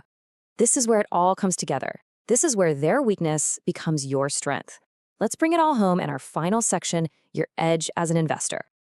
Think about this for a second. Every single one of those handicaps that holds them back is actually one of your greatest strengths. You are nimble. You can get into a stock or get out of it in the blink of an eye without moving the market an inch. You are independent. You don't have to answer to a committee or follow some outdated rulebook written in 1950. You can be focused. You can put your money into your handful of absolute best ideas, not spread it thin across hundreds of mediocre ones just to be diversified. And maybe most important of all, you have clarity. You can tune out all that conflicting noise and learn to trust the objective data and historical precedent. So I'll just leave you with this one crucial question to think about. Is your investment strategy based on what has been proven to work time and time again throughout history? Or is it based on the flawed advice of a crowd that is so often wrong? The moment you truly understand Wall Street's weaknesses is the moment you can start building your own fortress of strength. Thanks for watching. All right, let's talk about the stock market. Not the noise and the hot tips you hear about on TV, but the actual rule book. We're going to crack open a system that's been proven, one that's built on decades of research into what really makes a stock take off and deliver those life-changing returns. This isn't about guesswork, it's about a plan. So let's dive in. So, has this ever happened to you? You see a stock that you were just looking at, maybe you even owned it for a little while, and then bam, it just skyrockets without you. And you're sitting there kicking yourself, wondering, what did I miss? What did they see that I didn't? That's a feeling every single investor has had. But here's the good news. It's not you. It's usually because we've all been taught to play by the wrong set of rules. Okay, now look at this. Because this right here is where everything we think we know gets flipped completely on its head. Conventional wisdom, what we always hear is buy low, sell high, right? Look for those bargains, the stocks that seem cheap because their price has been beaten down. But when you actually look at the historical data, the biggest winners of all time did the exact opposite. They didn't start their huge runs from the bargain bin. They started by showing incredible strength and breaking out to new price highs. It feels totally backward, and honestly, that's why most people miss the boat. So let's get into this dilemma. Let's really break down why most people miss out. Because these aren't just random states we make. They are consistent, predictable traps that are just rooted in our own human psychology. And the first step to beating them is knowing exactly what they are.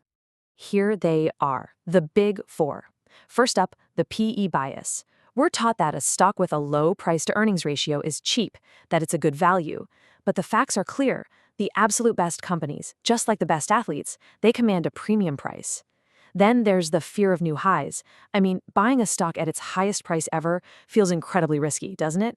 It feels like you're the last one to the party. But the data shows that's very often the exact moment a stock is just getting started on its most powerful move up. And then you have the really emotional stuff.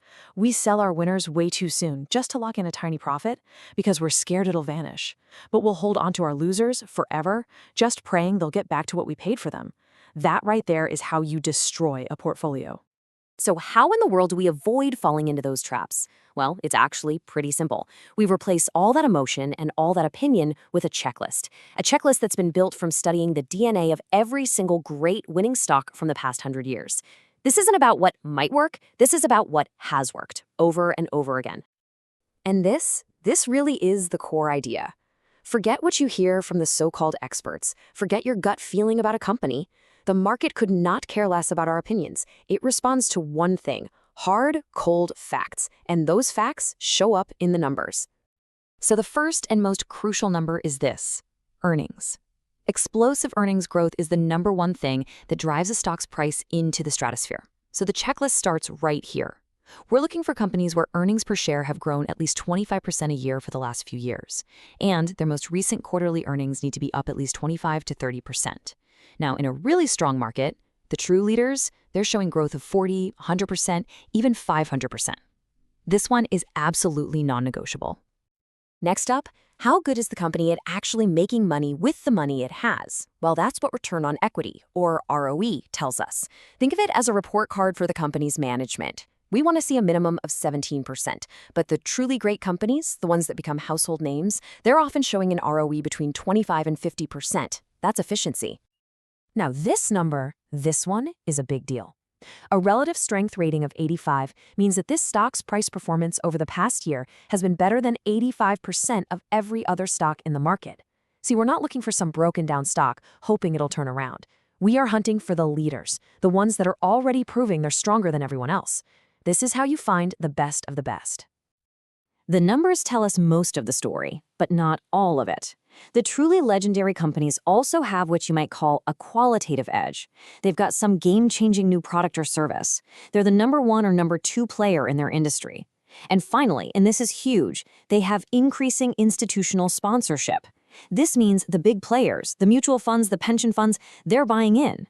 Their massive buying is the rocket fuel that can send a stock's price on a major run. Okay, so you've done the work. You've found the perfect company. It checks every single box on the list. You're ready to buy, right? Well, hold on a second. Because even with the best company in the world, you can still lose money if you buy at the wrong time.